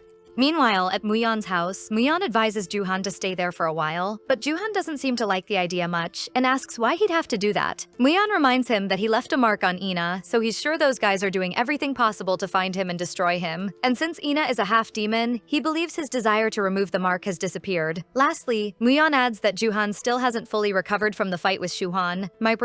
Juhan smiles and teases Muyeon, asking if he's worried about him. Irritated, Muyeon tells him to shut up and warns that he's leaving, but he stops at the door, and with difficulty, sort of fighting with his own words, he starts to thank Muyeon for having gone to save them, but can barely finish the sentence. Only Muyeon doesn't let it slide. She wants to hear the full thank you, so she pretends not to have heard properly and asks him to repeat it. Furious and embarrassed, Muyeon starts to say thank you for Javi and slams the door in both their faces before finishing the sentence, shouting for them not to make a mess while they stay there. Muyeon stands there not understanding anything, and Juhan just gives a little laugh at the situation. Then he looks at her and comments sarcastically that maybe they're destined to be together. Muyeon plays along, saying she agrees and that she'd love to have the coming-of-age ceremony with him if they were the same race. He answers that it's a shame, but he already had his. She teases him, saying he seems much older than he looks. And the two stay there talking. The scene changes to a cafe in the city, where a woman with black hair is sitting alone, apparently waiting for someone. Hyunshin approaches her, calling her mother, and sits across from her. He comments that he's impressed she arrived so fast, and she answers that it's a rare occasion when he calls. Worried, she asks if something happened. He says a Lucifer came to see him and asks if she knows someone called Shuhan. She trembles hearing that name. Then, as if the words had difficulty leaving her lips, she says that Shuhan was very close to his father. Meanwhile, Bitten is in front of the gate of Shuhan's house. From the window, Shuhan watches him and comments that he looks great, almost as if he had just had his coming-of-age ceremony. Bitan looks at the man with a mix of worry and seriousness. He knows Shuhan is strong and intelligent. He can feel it. The scene cuts to the two of them sitting in a living room. Shuhan confidently says he had sort of expected this to happen. He mentions he heard a rumor about a Leviathan who had trouble staying away from a Lucifer for long,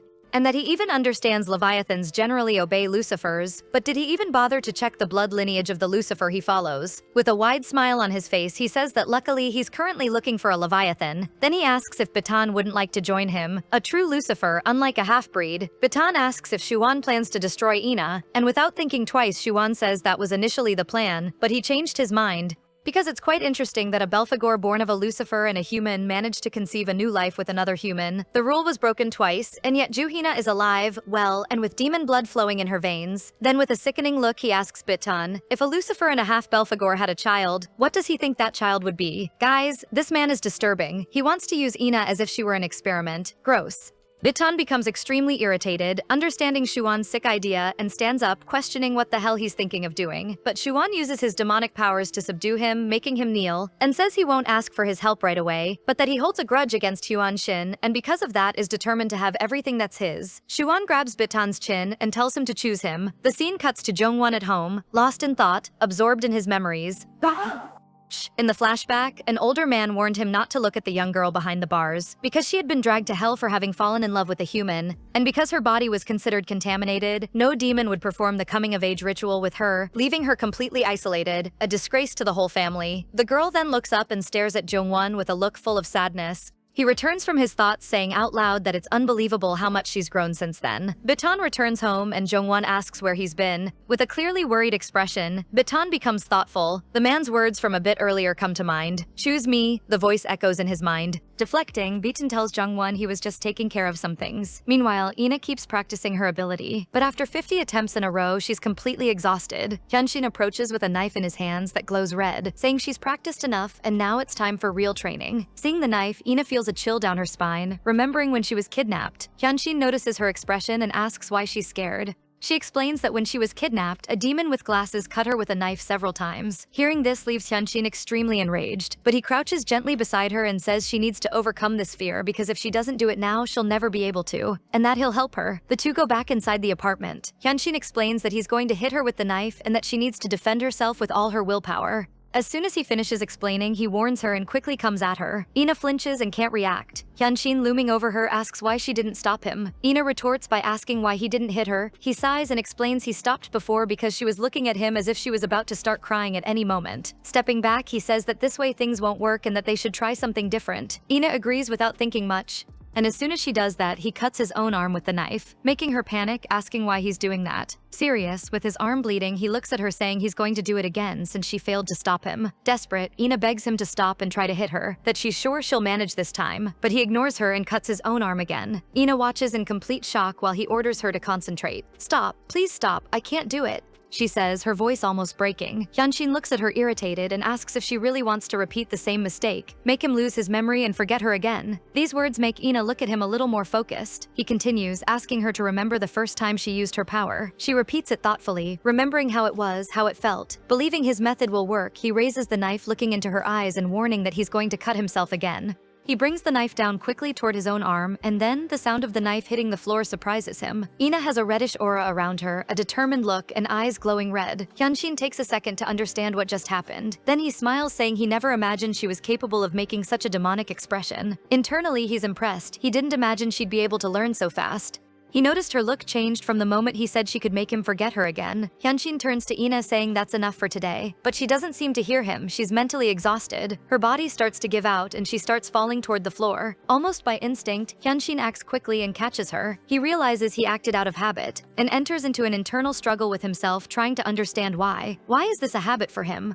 Is it because of the power she has? No, that can't be the only reason. There's definitely something more important, he concludes. He remembers when he confessed that she was in a way saving him and that she was special to him. Not understanding, he squeezes her shoulder while asking himself if she really was that special. Irritated and confused, he moves toward her, making her lose her balance, and falls on top of her on the couch. He looks at her and asks if he was in love with her. She looks at him, then grabs his shirt and pulls him close to her, making their faces almost touch, and asks what the problem would be and what he intends to do if he really was in love, if they really loved each other. But then the phone starts ringing, interrupting this intense moment between our protagonists. How I hate this phone, it rang at the worst possible time. The scene cuts to a completely destroyed room. The call was from Moyan, and the destroyed room was where Juhan was staying. Apparently, Shawan attacked earlier than they expected and kidnapped Juhan, leaving only destruction and a note for Ina ordering her to go to the place where they met the other day, alone. Reading the note, Ina doesn't think twice and says she'll go to the place. Moyan and Bitan quickly oppose the idea, because clearly all of this is a trap by Shawan to capture her. But even knowing this, Ina smiles confidently.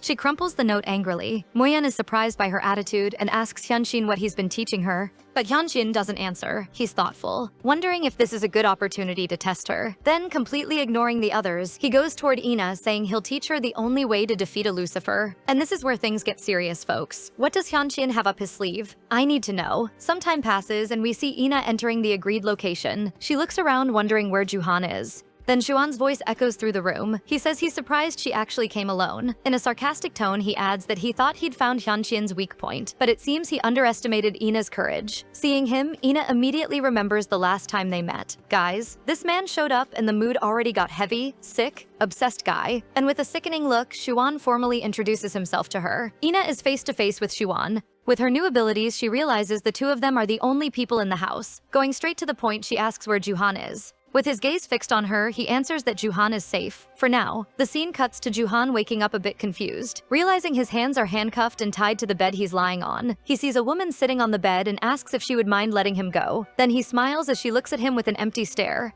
Suddenly, someone opens the bedroom door and enters abruptly. The man rubs his neck while complaining to the woman for having thrown a stone knowing he was there. In a colder tone, he approaches, saying he could have died because of that. With a demonic look, she stares at him, ordering him not to speak to her since he's just a lowly rank 4. He retorts, reminding her that they're not in hell and nobody cares about ranks there. Then he tosses a syringe to her, telling her to make sure they finish him off for good. Juhan looks at her again, this time clearly worried about what she has in her hands. Quickly, she grabs his neck while he struggles. Practically straddling him, she orders him to stay quiet and be a good boy. Then she jabs the syringe into Juhan's neck, and within seconds, he feels sick and intensely dizzy. She explains that it's a rare drug she brought from hell. With an evil smile on her face, she says it was quite fun, and that he was exactly her type. And as Juhan starts to pass out, she wishes him a good sleep. He tries to fight the drug. Ina comes to his mind, but he only manages to say her name before passing out. Guys, what a heavy scene. He passed out thinking of her. The scene returns to Ina and Shiwan, at the moment when he explains that Juhan must have passed out due to the drug he administered. That a small dose is already enough to knock a person unconscious. But if he doesn't get the antidote in time, the drug will destroy the entire nervous system of whoever received it. This worries Ina, and realizing the situation, she questions what Shiwan wants her to do. And he smiles, satisfied with her sharpness, saying that in that case, he'll get straight to the point. Extending his hand toward her as if inviting her, he says he wants her to go to hell with him. If she does this, he'll let Juhan live. Meanwhile, at Muyeon's house, everyone worried questions Hyunxin. They want to know how much she's evolved and how she's doing. He says that compared to a full demon, then she's like she just had her awakening. However, the enemy has no idea about this, so this is the perfect chance for them, Hyunxin concludes. Then he turns to face everyone, saying that now it's his turn to ask questions, and that he let them fool him long enough. So now he wants to know, what are they hiding from him? Muyeon is startled by Hyunxin's demonic look, remembering it's the same look from a while back the first time they met. We're transported to a flashback, a school in a more rural area. The 4 demons look curiously at the classroom, trying to see the new student at school, but someone is blocking their view. Almost as if he heard them, Hyunxin approaches the student and asks him to get out of his way. This allows the 4 demons to see Hyunxin up close, and their first impression is that he seems like just a normal boy. But Muyeon remembers that, unlike the first impression, Hyunxin wasn't like the others. He was cold and dark like the Lucifers of hell, but at the same time, sometimes he was bright like a sun. And all 4 demons felt that day that they instinctively knew he would become their king. When hell was created, it was a complete void, and the only creature that existed was Perion, the first Lucifer. He created the sky that resembles the blue of his eyes, brought life to the earth. Then he created a female Lucifer who looked like a feminine version of himself. Her name was Lilith. Through a coming-of-age ceremony with Perion, she gave birth to Vulcan. Then she continued performing coming-of-age ceremonies with her children and gave birth to 6 more Lucifers. And so they ruled hell as the only ones of first rank. But when Lilith grew weak and died after giving birth to Lysant, and Vulcan died during the 1,000-Year War, Perion imposed a restriction on the powers of all the other Lucifers, except his own, and entered a deep sleep in a place only a few demons know. Currently, Caesar, the only living Lucifer who went through a coming-of-age ceremony, is the unmatched ruler who has reigned over hell for nearly an eternity. That's how the book ends. However, everyone knows the story of how the last Lucifer came to the human world, fell in love with a human woman, and passed away after having a child, and now everyone in hell is more interested in the 7th Lucifer, the one born from the love between those two. And that person is Hyunxin. Yoon finishes explaining, looking at Hyunxin. Jungwon, who was also watching the explanation, raises his hand as if asking permission to speak, turns to Hyunxin and asks if this means Lillicent is his father, but quickly Bitan scolds him, saying his question is insensitive, because Lillicent must have died even before he was born. Yoon gives an awkward laugh, agreeing with Bitan, saying it's better if they keep their questions to themselves for now. Then he turns to Hyunxin and explains that it's the first time they've met a Lucifer up close, so he hopes he understands his colleague's clueless curiosity. Moonyeon just watches this interaction in silence. Jungwon stands up and holds out a lollipop to Hyunxin, saying he'll give it to him, but Hyunxin stands up saying he doesn't want that. Jungwon doesn't understand. After all, that lollipop is strawberry, one of his favorites. But Hyunshin simply ignores him and starts walking out of the room. Yoon asks where he's going, and he quickly answers that he's going to the library. Then Jungwon, Yoon, and Bitan follow him, chatting animatedly. Later that same day, Muyan, who had just been watching, approaches Hyunshin in the library. He says Bitan was right. He comments that Hyunshin's eyes look like the night sky. Could that mean he was the moon? Especially since before he arrived at school, the other demons barely spoke to each other. But since he arrived, the three have been acting like brothers. He finishes saying everyone is curious to know more about him. With an irritated look, Hyunshin asks where he's trying to go with all this. Muyan then asks if he thinks he could be that one, their moon. Hyunshin answers that if he becomes the chosen one, their moon, then would Muyan admire him? Surprised by the answer, Muyan smiles and says of course he will. Everyone has been watching you since the beginning, so keep climbing higher and higher and we'll keep watching from below. Muyan finishes in thought, returning from his memories. Hyunshin looks seriously at Bitan and asks again, only this time directing the question at him. Bitan looks down, uncomfortable, and to everyone's surprise he answers that Shiwan wants Ina. Surprised, Muyan asks why Shiwan wants her. Bitan answers that Shiwan wants to have the coming-of-age ceremony with Ina and use their child to take the throne. Hearing this, Hyunshin becomes very irritated and his head starts to hurt. Memories of moments between him and Ina flood his mind, and he wonders, what if we really did love each other? Then hatred for Shiwan takes over his being, and without realizing it he says Ju Ina's name out loud, his voice full of worry.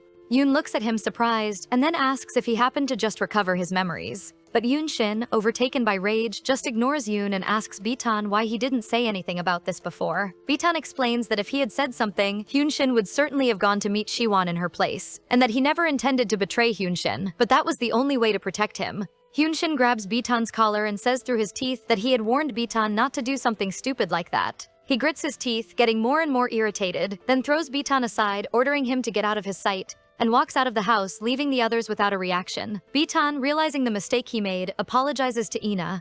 And my dear, now it's no use apologizing. It was pretty rotten of you to let Ina go to that psychopath knowing what he wanted with her. Back to Ina and Shiwan. She stares at him in disbelief. Go to hell with him? What the hell is this guy talking about, she thinks. Ina asks him why he wants her to go to hell with him, and Shiwan explains that there is currently a fight for the throne of hell. And that Caesar is the only Lucifer who completed a coming-of-age ceremony, and he holds absolute power. But what hell needs right now is a new beginning, one that can shift the power, and that new beginning is you. To be more exact, that new beginning is a Belphegor born from the breaking of the law. He concludes, don't you want to see what would happen if that Belphegor broke the forbidden law once more and had a child with a Lucifer? Shiwan asks with a smile on his face. Even without an answer, he continues, reminding her that despite him offering her a deal while they talk, Shuhan is slowly dying, and she's the only one able to save him. Ina clenches her fist, saying she won't let Shuhan hurt Shuhan. Hurt? Shuhan says in a sarcastic tone. Surprised, he asks Ina if Shuhan really never told her. Ina looks confused and asks Shuhan what he's talking about. He explains that Shuhan is a demon, more exactly an Asmodeus, demons who feed on lust. And the mole she has on the back of her neck was placed there by Shuhan. It's a mark, and through it he can track the location of whoever carries it at any moment, which means Shuhan chose her as his prey. Shuhan asks if she doesn't find it strange that he always knew where she was. Ina has small flashes of memory of Shuhan finding her out of nowhere, and she feels like a fool for having believed they had a natural connection, for having believed his words. Shuhan, noticing Ina's moment of vulnerability, approaches her and whispers in her ear, let's go to hell, I'll never put you in danger, I'll never lie to you. Ina stares at him seriously and asks if he'll free Shuhan if she goes. He smiles and promises yes. Suddenly, Ina hugs him, surprising Shuhan. She remembers the conversation she had with Hyunshin before leaving. He explained to her that there are restrictions on a demon's powers, that members of the same race can't kill each other, and that it's hard to use two different powers at the same time, and him warning her that she should always keep this in mind when facing someone. Ina asked if it's through these restrictions that she can defeat a Lucifer, but Hyunshin denied it, saying that to defeat a Lucifer she needs to lower his guard. Ina returns from her thoughts with this last sentence in mind, lower the enemy's guard, and then erase all his memories. She repeats in her mind while her eyes glow and her hand touches Shuan's skin. She pulls away from Shuan, analyzing him and wondering if her powers worked. Then she remembers Hyunshin saying that was just so she could defend herself, and that he would be there in an hour, so she shouldn't do anything reckless. Mentally, she apologizes to Hyunshin and prepares to make another move. When Shuan's hand tightens around her waist, she looks at him in total panic, and he stares back at her with a cold, judgmental look. With a trembling voice, she asks how. Shiwan, still staring at her, comments that her heart is beating quite fast. And before she can react, he kisses her. She tries to break free, but in vain. Panic takes over her when she feels him put a pill in her mouth and force her to swallow it. He smiles, satisfied, commenting that he's impressed she's already able to use her powers so well, but that unfortunately she chose the wrong person. After all, he was the demon who made a huge contribution taking down the Belphegors on the front lines during the Thousand-Year War. How ironic that he killed all the Belphegors for power, but now wants one to obtain that same power. Holding in his unconscious body, he looks at her saying it's hard to hold back since it's his first time dealing with a human. Then he looks forward and comments that humans seem like they could break at any moment. Don't you agree? Shiwan asks, looking at Hyunshin, who just destroyed part of the entrance wall and seems completely consumed by rage. He comments that it's good to see Hyunshin again and that now that he's so close, the resemblance is impressive. But that he also looks like that woman and asks how she's been. Remembering Hyunshin's mother, he comments that he was going to kill her while she was pregnant. Shut your mouth, Hyunshin shouts. Ignoring him, Shiwan continues saying he should know who he really is. That Lysant was the only brother he approved of, and that he and Hyunshin were what humans call uncle and nephew. The floor cracks with Hyunshin's fury, and he orders Shiwan not to dare touch her. Several weapons materialize in front of Hyunshin and shoot at high speed toward Shiwan. The weapons shatter as soon as they hit the stone barrier he raised. Hyunshin remembers Shiwan used this same ability the last time they fought, and concludes he must be using Lucifer unique abilities to create those walls. If that's the case, then his abilities should work against Shiwan, so why aren't they working? With a smile on his face, Shiwan watches him and says he must be wondering why his powers aren't working. His look turns dark and Shiwan asks how many demons he thinks he's eliminated so far, and that even though members of the same species can't kill each other, he's still able to do something like that, Shiwan says as he conjures shackles around Hyunshin's wrists. But before Hyunshin can even react, enormous blades appear near him, and then the blades cross like a giant pair of scissors, cutting off a small piece of Hyunshin's hair and scratching his face. The blade quickly prepares for another strike, and Hyunshin barely manages to dodge, conjuring his own blade to block the attack. The blades clash with force, but Hyunshin starts to shatter with the impact. Shiwan watches it all, almost bored, and then explains that a Lucifer's unique ability is to make imagination become reality, which makes their battle a battle of imagination. His blade can destroy Hyunshin's, just as Hyunshin's swords can't penetrate his shield. All of this happens because of the difference between their imaginations. The sharper mind, the more trained one, with the most precise imagination will be the winner. Hyunshin, tired of all that explanation, prepares to go at him. But the shackles grab his wrists again, and Shiwan's blade dangerously approaches him once more. Shiwan boasts, saying Hyunshin won't be able to defeat him, but that he won't die, it will just take a long time for his body to regenerate. I won't let that happen, a female voice shouts from behind Shiwan. Ina, who just woke up, stretches her hand toward Shiwan, preparing to attack him with her power. Hyunshin takes advantage of the distraction and lunges at Shiwan, throwing him against the wall. Shiwan, surprised, looks at Ina, wondering how she managed it, how she's awake. Ina approaches the two of them and brings her hand to her mouth, pulling out a whole pill. Shiwan realizes Ina managed to make the pill return to its original state. He gives a macabre smile and grabs Hyunshin's hand. Then he turns to Ina, saying he's so impressed he decided to change the terms of his proposal, and that now he'll do anything if she goes with him to hell. Ina's eyes turn demon red, and she tells Shiwan to go screw himself. That's it, Ina. She finally let out the demon inside her. Shiwan looks at her, surprised. It's the first time anyone has dared to look at him that way. In hell, the other demons feared him and could barely look at him. Ina clearly has the eyes of a demon. Only at the same time he feels she's like the sun.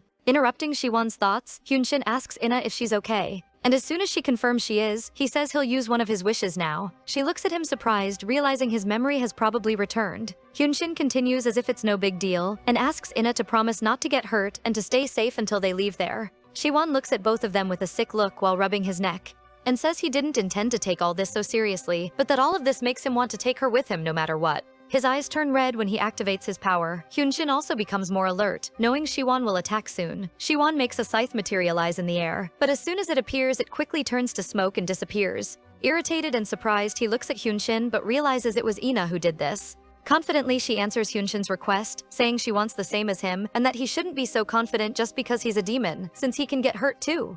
Don't get hurt while I'm around, she says determinedly, leaving Hyunshin in disbelief and I believe even a little proud. Shiwan, seeing the scene, sighs tediously and says it'll be a waste of time fighting them, but that instead he has a proposal. Since Kang Ju-han refuses to deactivate the mark on Ina, and he wants to be able to locate her, he proposes that Hyunshin agree to be marked instead of her. If they accept, he'll let him and Ju-han go. Ina says no, but at the same time, Hyunshin agrees to the proposal. As soon as he hears the positive answer, Shiwan snaps his fingers, making the door of the room unlock. Right after, two demons enter carrying Ju-han. He looks weak, probably affected by the poison.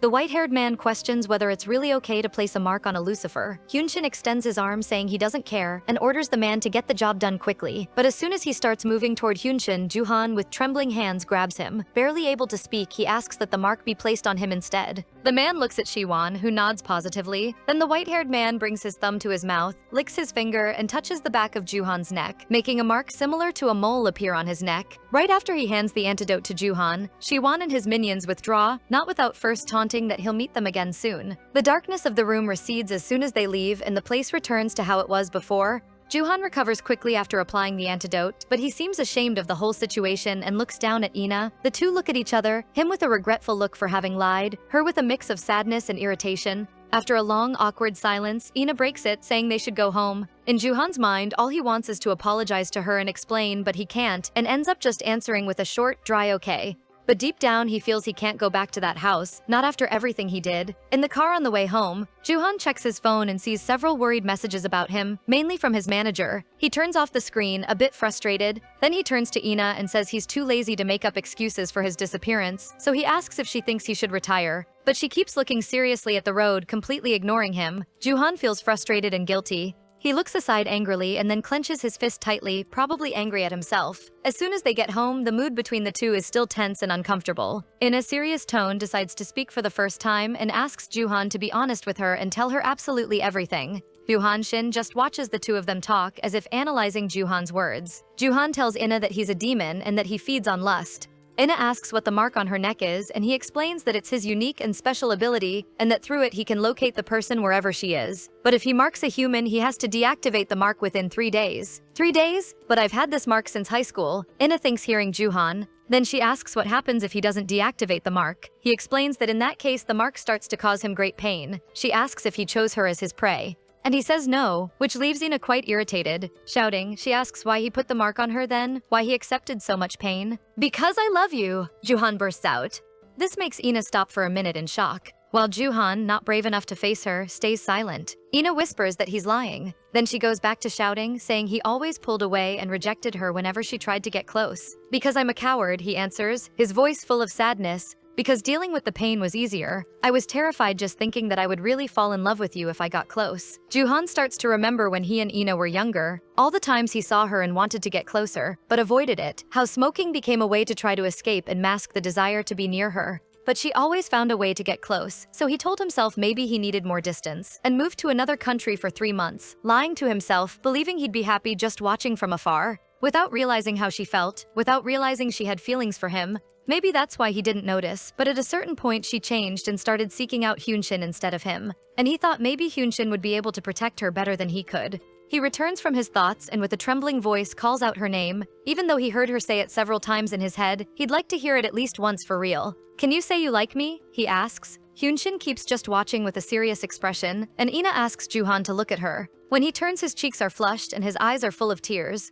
"Oh guys, I know he made some mistakes, but I feel bad for him. Poor thing, he really loves her." Sometimes it's hard to confess to someone so close, the fear of losing it all. "I want to hug Juhan." Ina smiles and looking into Juhan's eyes, says she likes him a lot. She thanks him for having allowed her to feel all those emotions. Then she comes closer and gives him an affectionate hug. Why does the second male lead have to exist? I always feel so sorry because they never end up with the protagonist. The scene cuts to Hyunshin's car, but now it's just him and Ina. Ina looks quite thoughtful and even a little sad. She asks Hyunshin to promise her that he'll fix things even if Juhan doesn't leave. Her hands are trembling, and Hyunshin, noticing this, gently places his hands under hers, calming her and saying he promises that he'll take care of everything, so if she wants, she can cry. Ina breaks down in tears. She feels bad for Juhan and at the same time sad, thinking about how lonely and painful it must have been for him all this time. Hyunshin, still trying to calm her, says everything will be fine and that what matters is that now she knows everything and can support her friend. Some time passes, and when they arrive at their destination, Ina's eyes are super swollen from crying so much, but at least she feels much better now. Looking around, she notices that despite Hyunshin saying they've arrived, she doesn't recognize the place.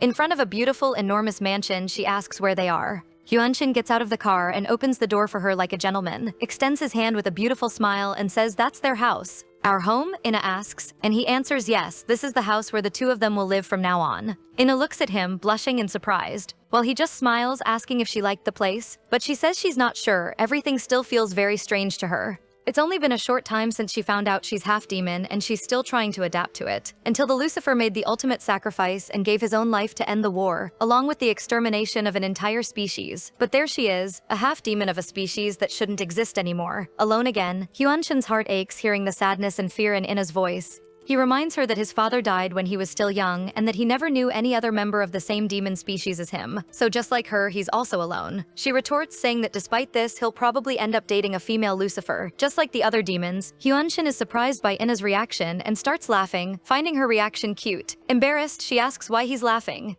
He tries to hold back his laughter, asking if she's really worried about that kind of thing, that there are no female Lucifers and that she's the only woman in his life. Then in a cute way, he hugs her from behind, making her embarrassed and asking what he's doing. Playing dumb, he reminds her that she said they could do this kind of thing now since they were in a relationship. He gives her a mischievous smile, saying he remembers everything, making her turn redder than a bell pepper. In a serious tone, he apologizes for having let her go alone and for making her feel even more alone by not having noticed her feelings sooner. But he promises he won't let that happen again and that from today on he'll sleep, eat, and, if she wants, have babies together. My god, this man is way too smooth and sweet. Help, I think I'm becoming diabetic. Realizing what he means, she asks him if he's really trying to say what she thinks he's saying. And with a sober look that Ina doesn't notice, Hyunshin has a sad thought, wondering if maybe this was how his father felt, and how painful it is to make promises which he knows he won't be able to keep. I will protect you until your last breath, Hyunshin tells her as he makes her clothes change into a beautiful white dress. As many times as he had imagined her in that dress, she turned out 1,000 times more beautiful than he had imagined. Hyunshin kneels in front of Ina, then says he'll use one more wish. Smiling, he asks if she would like to marry him. This makes Ina remember the past, when people asked if she felt lonely without her parents. And she always said no because she had her grandmother and Juhan. Despite this, deep down she sometimes felt lonely, and she always feared that one day Juhan and her grandmother would suddenly disappear just like her parents. But she met Hyunshin in an unusual situation, and her life turned upside down. She met more interesting people and went through several cute and fun moments, always surrounded by people, happy. Before she even realized it, the loneliness and fear disappeared, at least a little, but then bad things started happening again. First her grandmother, then Juhan, and those negative emotions came back, and the person who always stood by her side, always saved her and pulled her out of the pit, was Hyunshin. She comes back from her thoughts, hearing Hyunshin's voice asking about her answer to his proposal. With a beautiful smile, Ina says, yes. He places an engagement ring on her finger. He picks her up like a princess, making her blush again and ask what he's doing. And again he answers that he's doing things people in a relationship do. Then he kisses her intensely, and both confess that they love each other. Then, without wasting time, cheeky Hyunshin takes Ina to see their bedroom. The two are in an intimate moment. Ina gets a little nervous, asking him to wait. Hyunshin stops and worriedly asks if she's scared, but she says no, it's just that the room is too bright.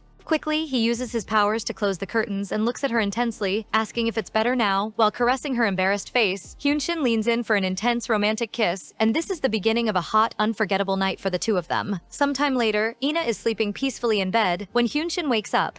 He looks at his beloved and gives her a small kiss on the nape of her neck, but then he senses something, the presence of people entering the mansion's gates, and quickly becomes alert, going to the window to check who the intruders are, coming across the other demons from his group, who with a worried expression ask him to come down to talk. Hyunshin comes down and meets with the other demons at the entrance of the house. Beitan asks how Ina is, and curtly, Hyunshin just answers that she has no physical injuries. Muyan then turns to Juhan and asks if he's okay too. Without looking at anyone, he answers yes. Hyunshin wants to know what happened, and Hyunshin asks Juhan to show them. Juhan shows the mark on the back of his neck and explains that the Asmodeus from their group placed that mark on him in exchange for letting them go, which means they can now ambush them at any time, as long as he has that mark, and that's the reason he decided to leave. Hyunshin says confidently, almost like an order, that he won't leave. Then he asks Muyan to call the press and spread the news that Kang Juhan has been absent due to depression. He takes the chance to tell Muyan that Shin Boyan actually is part of Shiwon's group, which leaves Muyan dumbfounded, thoughtful, and even a little embarrassed. Hyunshin continues, ignoring Muyan's small shock, saying that for now the clinic should stay closed, and that they don't need to wait for the enemies to come to them, and he also won't let them get anywhere near the mansion. Yoon looks thoughtfully at Hyunshin and asks if that means they'll attack the enemies first. Silence fills the place for a long minute. Then Hyunshin confirms Yoon's suspicion, confirming that they will attack Shiwon and his group tomorrow night, and that this will be the final battle. The scene cuts to Ina, who is lying in bed but awake, and listening to everything. Since her demon powers awakened, her senses have become quite sharp, especially her hearing. It's almost as if she can focus on just one sound, or hear things that are very far away. Ina starts to hear footsteps approaching the room. Hyunshin's quickly she closes her eyes and pretends to still be asleep. Without noticing, he lies down beside her and after a few minutes falls asleep. Noticing this, Ina gets up without making noise, changes clothes and leaves the mansion. She walks through the streets of the city, thoughtful. Hyunshin and Juhan have been protecting her the whole time until now. But now she feels it's her turn to protect them. Ina reaches the top of a building, stretches, and her eyes glow red. She takes a deep breath and then jumps to the other building, and smiles, relieved when she realizes she managed to reach the other building without problems. You have already gotten that far. Shuan's voice echoes in Ina's mind. She stops facing a building called Paradis, almost as if she knew Shuan is there. Shuan, noticing this, gives a proud smile and then comments again in her head, "You never cease to amaze me." Ina walks through the city streets, determined, toward Paradis. The streets are crowded and men look at her blushing as she passes. A demonic and seductive aura emanates from her, and people whisper, wondering if she's a model or commenting on how beautiful she is. Arriving at Paradis, she's met by 2 security guards blocking the entrance door. One of them asks to check her membership card to enter. Ina deflects, saying she forgot the card at home, but noticing the guards don't move, she clenches her fists, getting ready to punch those guards in the face when a man's arm rests on her right shoulder. The man holds out a membership card and tells the guards she's his guest. Ina looks at the man without understanding, and he asks the guard if that's enough for him, and lets him know the 2 of them are coming in. The guards seem to recognize the man and quickly apologize to the boss, saying they didn't know she was his guest. With that, the man winks at Ina, who stares at him with a disgusted look. As they enter, the place is quite loud, which irritates Ina because it will make it hard to find that damn Shiwan. The man who helped her get in looks at her with a perverted look and starts asking interested questions about her, but Ina just ignores him and keeps walking, which irritates the man, who starts yelling at her, but then he feels her enchanting aura and it makes him blush. Yet insistently, he has the audacity to grab her by the waist and ask if she's looking for company for the night, and starts complimenting her in a disgusting way. Ina just stays there motionless with a dark expression. Through the security cameras, it's possible to see that Ina entered the place, and one of the guards sees her and gets worried, asking how she ended up there. Meanwhile, in the hall, Ina suddenly delivers a huge kick to the place's fire alarm, making the alarm ring, and then people start evacuating hurriedly while she walks confidently through the crowd. The man who helped her get in is in disbelief, and then asks what the hell she is. Ina turns with her eyes glowing red and asks if the guy is deaf, can't he see it's an emergency? And in a threatening tone tells him to get lost. The security guard at the cameras, seeing what Ina just did, slams the desk hard and at his station starts ordering the other guards to hurry and get Ina out of there. Only on the other end, someone answers that the guards are all asleep. Muyan and Jungwon are the ones on the other end wearing gas masks, while Yoon uses his demonic powers to create a sleep mist and make all the guards pass out. Desperate, the guard at the cameras wonders where Jungwon is.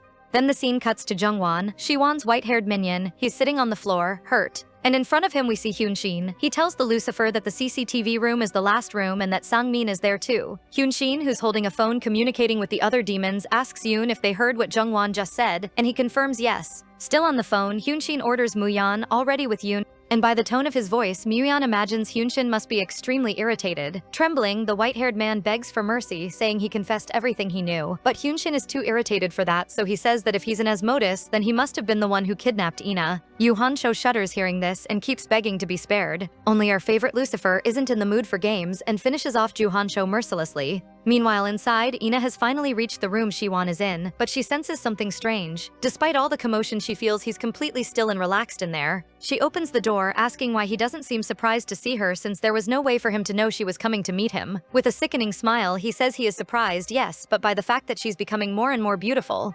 Meanwhile, in another part of Paradis, Batan and Jungwon come across the Satan from Shiwon's group. He summons an elemental beast, claiming to be the guardian of that place and stopping them from entering. Jungwon bites his lollipop hard and watches the Satan thoughtfully, until Hyunshin's voice comes from behind them, asking why the two of them are still there. The Satan gets worried seeing Hyunshin, wondering what happened to Jungwon, and in response to the Satan's emotions, his elemental beast growls at Hyunshin, who, irritated, makes a quick hand movement, destroying the beast. He then turns his attention to the Satan, and just as he did with the Asmodeus outside, he starts crushing the Satan's heart. The man is paralyzed by pain and surprise. He feels his body dying.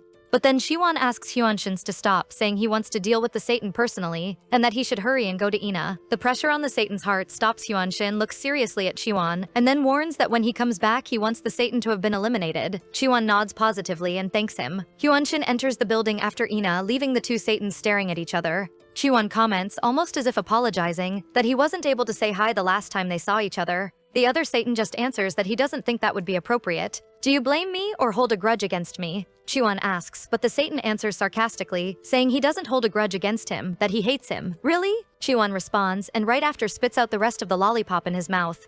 And with a dark look says that if that's the case, then it's fine. Inside room number 2, Ina is sitting near Shiwan, who seems completely unconcerned. He takes a sip of his whiskey and comments that she's become more demon-like since the last time they saw each other. And that he's impressed by how much she's learned. While saying this, sneakily he summons bands that wrap around Ina's arms, trying to immobilize her. Her eyes glow red and she uses her power to destroy the bands, answering Shiwan that she learns easily, and that she never repeats the same mistake twice. Shiwan looks toward the door without saying anything, and then he comments, "Of course she's evolved so much. After all, just look at the person who taught her everything." Bang! The door of the room is blown open by an enormous force, and Hyun-shin enters the place, leaving Ina surprised. He looks at her angrily and asks who told her she could come there alone. Right after, in a worried tone, he asks if she's hurt anywhere, leaving our protagonist flustered and a little embarrassed. Ina quickly answers no, that she's fine. Shiwan leans back on the sofa, analyzing the situation. A half-Belphegor and now a Lucifer, concluding that maybe he's at a slight disadvantage. The scene cuts to Yeon and Muyan, lost while searching for the camera room, and concluding that the Asmodeus didn't tell them everything he knew. Since the path splits in two, Yeon takes the lead and says they'll have to split up and each one should take one path.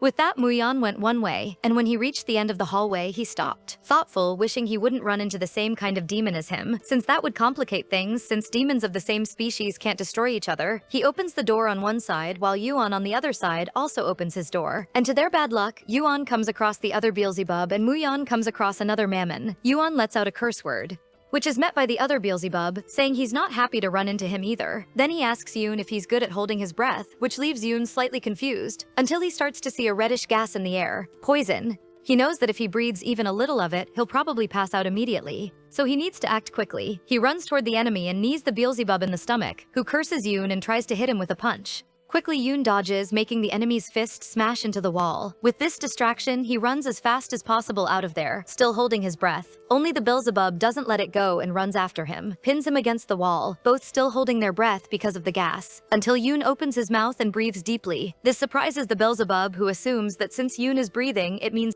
Yoon, with a serious look, comments that the answer to the question about being good at holding his breath is no. With that, he grabs the enemy's arm and closes his fingers over his fist, hitting a vital point. The Beelzebub goes into shock and falls unconscious. Yoon smiles victoriously, saying that even though he's not good at holding his breath, he's quite smart. Then he stands there looking at the unconscious enemy, wondering what he should do with him. At that moment, Myan arrives and grabs the enemy's arms, pausing to finish him off. And while doing this, explains that even though he doesn't know exactly what he did, those were the Lucifer's orders. At this moment, a flashback of when this Beelzebub captured and tormented Ina appears. Myan then continues, saying that for this reason, he shouldn't expect to leave in peace. The Beelzebub lets out a scream and the sound of breaking bones is heard, while Myan's eyes glow demonically. Myan is surprised by how fast he got to him, and asks if he didn't run into the other Mammon on the way. And since they're the same race, he wouldn't be able to kill her, so how did he handle the situation? Myan feels a bit awkward remembering what happened between him and the other Mammon earlier. He had trapped her with his demonic power, and while she struggled angrily, Myan reminded her that she was still too young to face him. But she retorted, saying that regardless of that, since they were the same race, he wouldn't be able to kill her. Muyan becomes thoughtful for a few minutes, and then agrees with her and lets her go. She looks confused, asking what he's planning. He explains that now they're even and that he's paying back what he owed her. At first, she still doesn't understand, but then remembers the time she helped him. Muyan warns her not to cross his path again since he doesn't intend to go easy next time, even though he's acting tough. I'm sure he has feelings for her. Have you ever thought about enemies to lovers? I love it. She looks at him irritated, flips him off and runs off, leaving Muyan in disbelief and irritated. Back to the present, Muyan just tells Yoon he handled the other Mammon his own way. Yoon doesn't seem to be paying much attention because he's looking at the security cameras. Muyoon asks if he can see Ina. The camera shows Ina, Hyunshin, and Shiwon in the same room staring at each other, and Yoon says seriously that they need to hurry. Meanwhile, in another part of Paradis, Jungwon stares at the other Satan and asks if he wants to say something. Why? The Satan starts to say, "Did you abandon my mother?" Jungwon finishes the sentence as if he already knew what the other wanted to ask. The Satan continues, saying that after he left, his mother spent the rest of her life alone until she died. If he was going to abandon her and do that to her, then why did he let him be born? My god, is this really what I'm understanding? Does Jungwon have a son? If so, it's going to be a bombshell reveal. Jungwon has a small flashback. In it, the Satan's mother asks why he saved her, and he says he always wished she would live instead of disappearing. She then smiles and asks him to choose the name of the baby she's holding. We come back from the flashback as Jungwon calls the Satan by name, Sung-yoon. The Satan is surprised he knows his name. Realizing this, Jungwon explains that it was him who chose his name, that he was there when he was born. That's why he recognized him when they first met. Sung-yoon is in shock, speechless. Jungwon holds out a lollipop toward him and says he won't be able to stop Hyunshin and that he should run, but Sang-yoon refuses, saying they're his enemies, that Siwon asked him not to let Jungwon through, and that he could never betray Siwon. Surprised, Jungwon asks if Sang-yoon intends to stay there even if it means dying. Sang-yoon answers confidently, yes. Jungwon, seeing no other option, prepares to attack. But before he can do anything, a red liquid is thrown at the Satan, making him pass out in seconds. Jungwon looks at Beaton, not understanding, since he's the one who threw the liquid, and worriedly asks what that was. Beaton explains that Hyunshin gave him the vial just before leaving, and that Sang-yoon will wake up in 2 hours. Then he asks Jungwon what they should do. In a serious tone, he asks if Beaton could make Sang-yoon dream of something. Beaton asks what he'd like the dream to be about. A little awkwardly, Jungwon asks Beaton to make Sang-yoon dream of good, fun moments with his father. Meanwhile, Hyunshin and Siwon fight intensely against each other at an absurd speed. Ina, watching everything, is worried about not being able to help and tries to find a small opening. She moves forward a little, but as soon as she does, Siwon notices and makes spikes appear on the floor to keep her from getting close. Hyunshin, seeing the situation, uses his powers to break the spikes. Worried, he asks if she's okay and ends up getting distracted. Siwon uses this moment of distraction to attack him, summoning an enormous blade toward Hyunshin. But within seconds, the blade disintegrates. Ina used her powers to neutralize Siwon's attack, and he looks at her, irritated and frustrated. Realizing he's at a disadvantage, he decides he needs to change the battlefield. The room starts to shake, and out of nowhere the floor, along with some furniture and the three of them, are teleported to the building's rooftop. Coincidentally, Muyun and Yoon arrive at the rooftop. Siwon, noticing the two of them, asks if they're his minions. Muyun answers that he'll find out soon enough what happened to them, so asking now was a waste of time. Siwon, realizing he's more and more at a disadvantage, lifts part of the floor and throws it toward Muyun. Yoon at the same time charges at Siwon, trying to hit him with a punch, but Siwon manages to dodge and counterattacks, hitting Yoon square in the face. He raises his hand to hit him again, but a reddish aura grabs his arm. Muyun, still recovering from the first attack, uses his demonic power to try to stop Siwon. Deep down, he's a little scared of his strength, because even with him and Yoon attacking non-stop, he can't find any opening. While Muyun is deep in thought, Siwon repels his power, causing a small explosion around them as if invisible forces were colliding. After the dust settles, Siwon walks unharmed toward Hyunshin and Ina. The two of them have red eyes, in defensive position. The spot where the four of them are doesn't seem to have been affected by the power explosion. Muyun is surprised, imagining that Ina was able to stop Siwon's attack. Only Siwon, looking more closely at the situation, realizes that's not it. The attack wasn't blocked but cut off midway as if it had been deactivated. He looks angrily at Hyunshin, knowing it was him who did this. The two stare at each other for a moment. Yoon watches the two of them. He knows Hyunshin is fighting evenly with Siwon, but at the same time notices Hyunshin is exhausted. As much as he wants to help, he's afraid of ending up getting in the way or distracting Hyunshin if he jumps into the fight. And since Muyun was hit in the eye, without good vision, he can't help much. Yoon is worried. They need to win this fight soon or they might end up losing. Only Siwon also seems to have noticed this and starts concentrating his demonic power, increasing his own strength. He stretches his hand toward Hyunshin. A wave of power starts advancing toward him, until, out of nowhere, the attack stops. Siwon looks at Hyunshin, not understanding what's happening, but before he can say anything, Hyunshin lands a solid punch on his face. With the force of the impact, Siwon's body is thrown backward. Siwon looks scared for the first time. Hyunshin approaches and steps on his chest, saying that he himself had said the battle between them was a battle of imagination. Knowing this, he realized that to beat him, he only needed to stop him before the imagination became real. Innie approaches, saying goodbye, because she'll make him forget everything about them. Siwon smiles and says it's a shame they have to say goodbye, then asks if she'll remember him.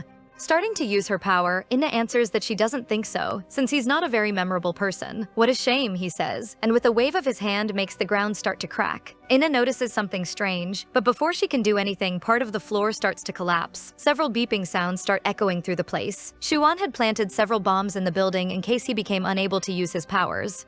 And now that he's been defeated, he activated all of them. He turns to Inna with a victorious smile on his face, as if all of this were part of his escape plan in case things went wrong. It really is a shame, but this has to end here. Goodbye for now. Hyunshin, seeing Inna close to the crater that formed, panics and stretches his hand toward her, asking her to hold on. But Inna has other plans. She doesn't want to let Siwon escape. She throws herself onto him and hugs him as the two of them fall. She says that the moment he tries to defend himself from her powers, he'll lose his memory. Besides, even being a Lucifer, it will be impossible to heal after falling from such a great height. So this only means they won. Up above, Hyunshin is paralyzed with panic. The other demons talk to him, but he doesn't seem to hear. All he can think is that he failed, that he lost her again, that he really tried not to lose her this time. Hyunshin starts to cry, feeling helpless. Meanwhile, Ina keeps holding on to Shuan as they fall. He looks at her, seeing the effort she's making to destroy him, and lets out a loud laugh. Right after he comments that she really is an incredible woman. Crash! A loud sound echoes through the place when the two finally hit the ground and are covered by debris. Muyeon is the first to arrive at the scene, followed by Yoon and Hyunshin. He shouts desperately, looking for Ina. Yoon, noticing there's no response, tries to calm Muyeon while holding back his own sadness, until he hears a noise and looks aside, startled. Why this funeral mood? And he asks. Muyeon, with tears welling up, looks toward the voice and sees Inya inside a small stone cocoon. She asks if someone died as if nothing were happening. Muyeon starts yelling at her, irritated for having put her own life at risk so recklessly that she's not as tough as a demon despite having powers. Meanwhile, Yoon examines the cocoon that protected Inya and realizes it was made with Shuan's power, and wonders if Shuan chose to protect her. Muyeon is still scolding Inya when Hyunshin approaches, almost like a ghost. He looks at Inya, who stares back at him. Then he goes toward her and hugs her tightly. When she says his name, almost as if asking if he's okay, he hugs her even tighter as if she could disappear at any moment. Noticing this, she apologizes. Before she can say anything else, he says he understands and that now they should go home. They search through the rubble but find no sign of Shuan. Yoon concludes that he must have left the human realm. Besides, everyone who was on his side was either destroyed or fled, so he probably won't be coming back anytime soon. Yoon assures Hyunshin. Looking at Ina being helped by Muyeon in the distance, Hyunshin thoughtfully remarks that he believed as long as he could protect the person he loved, it wouldn't matter if he had to sacrifice himself, that person would still be happy. But even if it was only for a single minute, that situation made him feel as though he were in hell. He then asks Yoon if he thinks Ina feels the same way. Before Yoon can answer, someone shouts Hyunshin's name. Jungwon comes running over, asking for help. He needs him. He leads them to where Bitan and the other Satan are. Hyunshin looks slightly annoyed, reminding Jungwon that he had told him to solve the problem on his own.